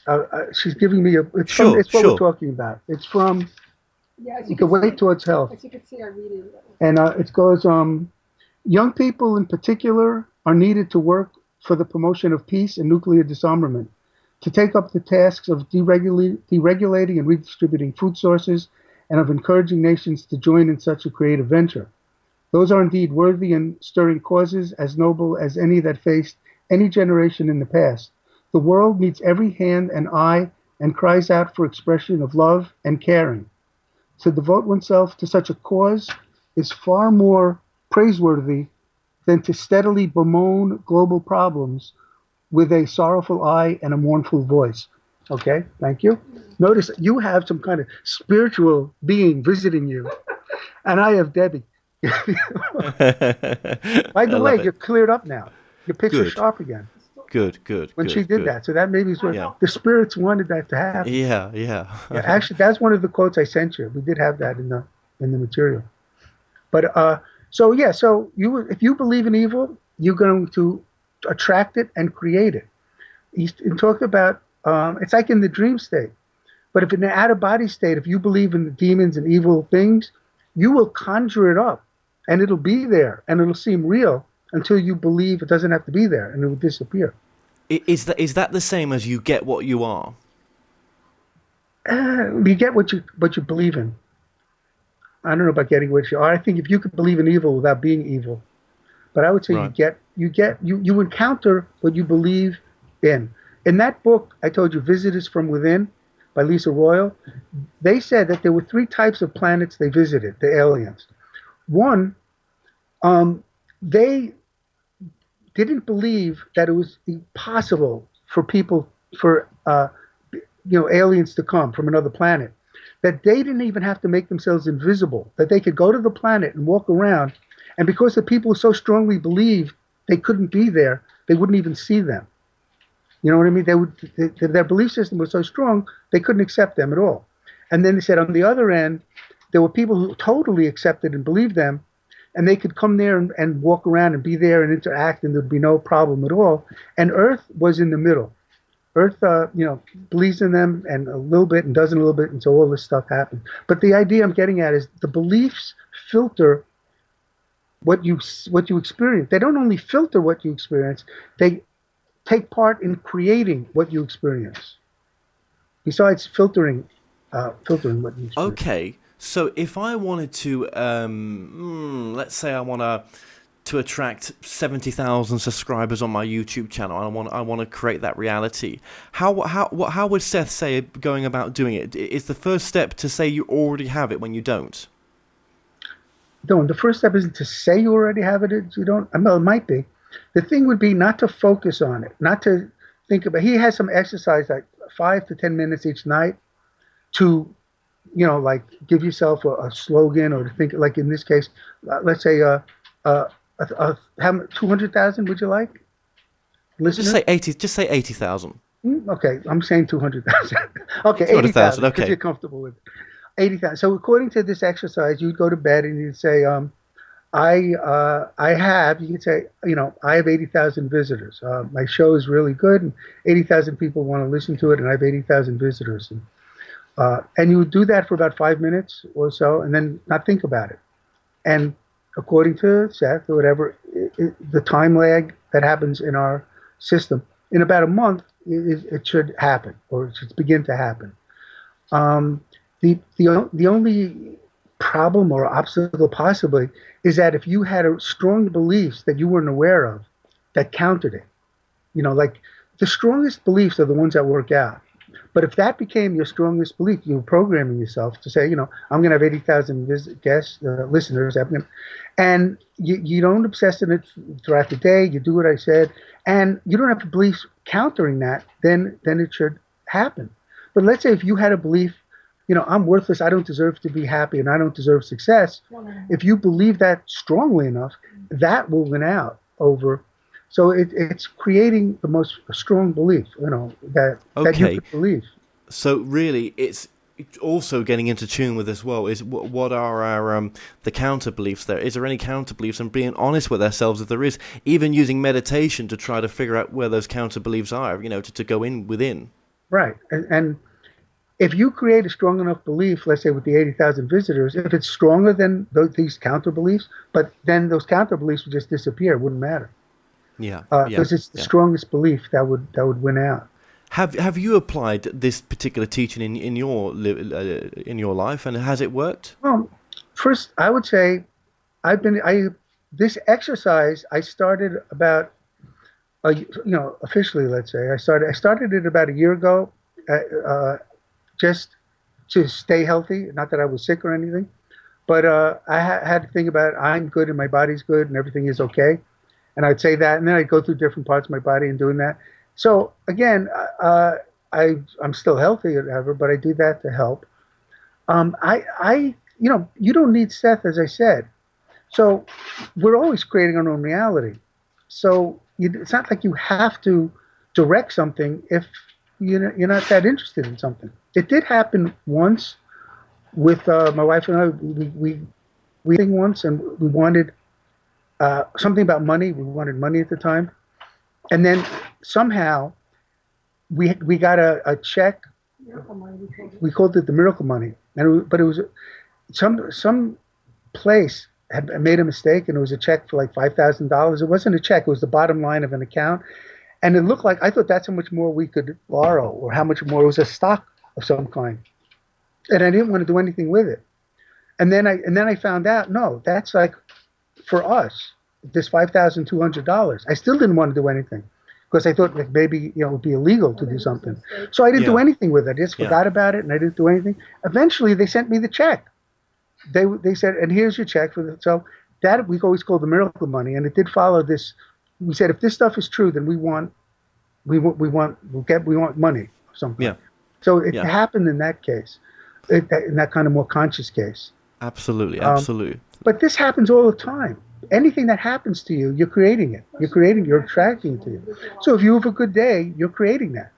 If you have, whatever it is, a bad day, a good day, you have a friend, you make a good basketball shot, whatever it is you're doing, you are creating it. Right. So you'd only want this exercise to change something that's to change. It just goes back to what we discussed earlier on at the very beginning. We are such a powerful source. Being connected, being part of our oversoul, which is part of us, we are so powerful. We've just with the veil that's over us when we are born into this reality, we forget just how powerful we are. Yeah, and yes, I would agree. Though at the same time, we are us. That is the individual, because I don't want the individual to get lost in the greater powerfulness. It's connected to it. It's a part of it. It is one. At the same time, we are each ourselves. Like Seth said, you'll never forget the smell of a beautiful evening. No. No.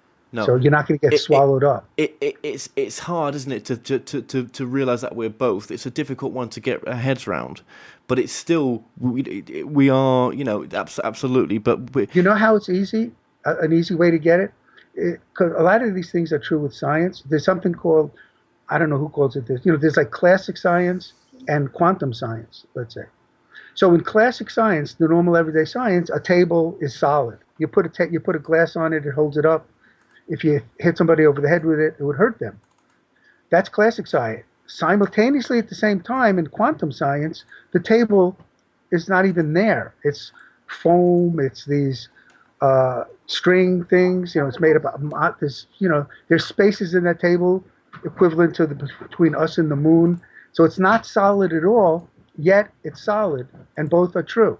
So it's solid and not solid. So if you could grasp that, then you should be able to grasp other ideas of it being solid and not solid, of two things, conflicting things being true, being the individual and being part of the whole. Okay, well, what would you say then, because obviously we're getting to the end of the interview right now, what would you say is the most important message to the audience? There's mixed ones. I'd say that you're good, that you're good, and people are good, and you're good. Seth I made up an affirmation using Seth's ideas, and it goes, I am a worthy and deserving person. I have a right to my life in the universe. I have a right to be because I am, and no other further justification is necessary.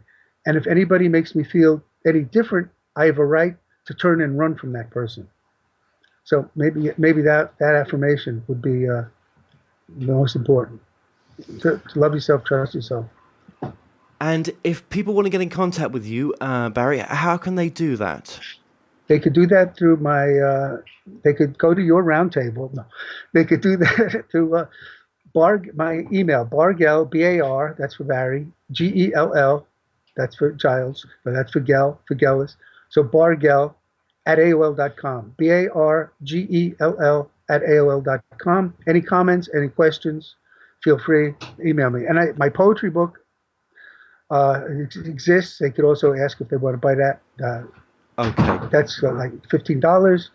Don't worry about it. You don't have to buy it. You don't have. But if anybody who's interested in that, they could do that also that way.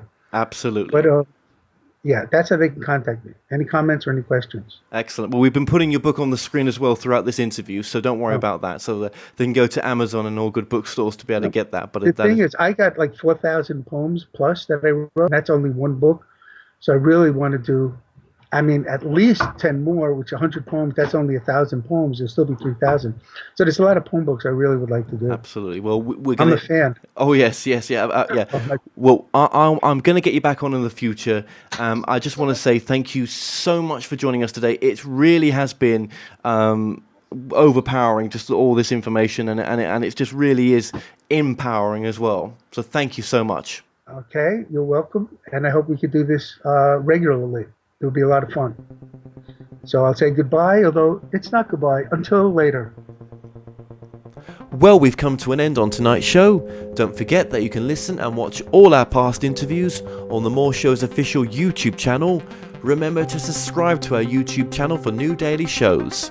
You may also find out more on all past and upcoming guests on the show via themoreshow.co.uk, and do like us on Facebook and Twitter for the latest updates. So until next time, be safe.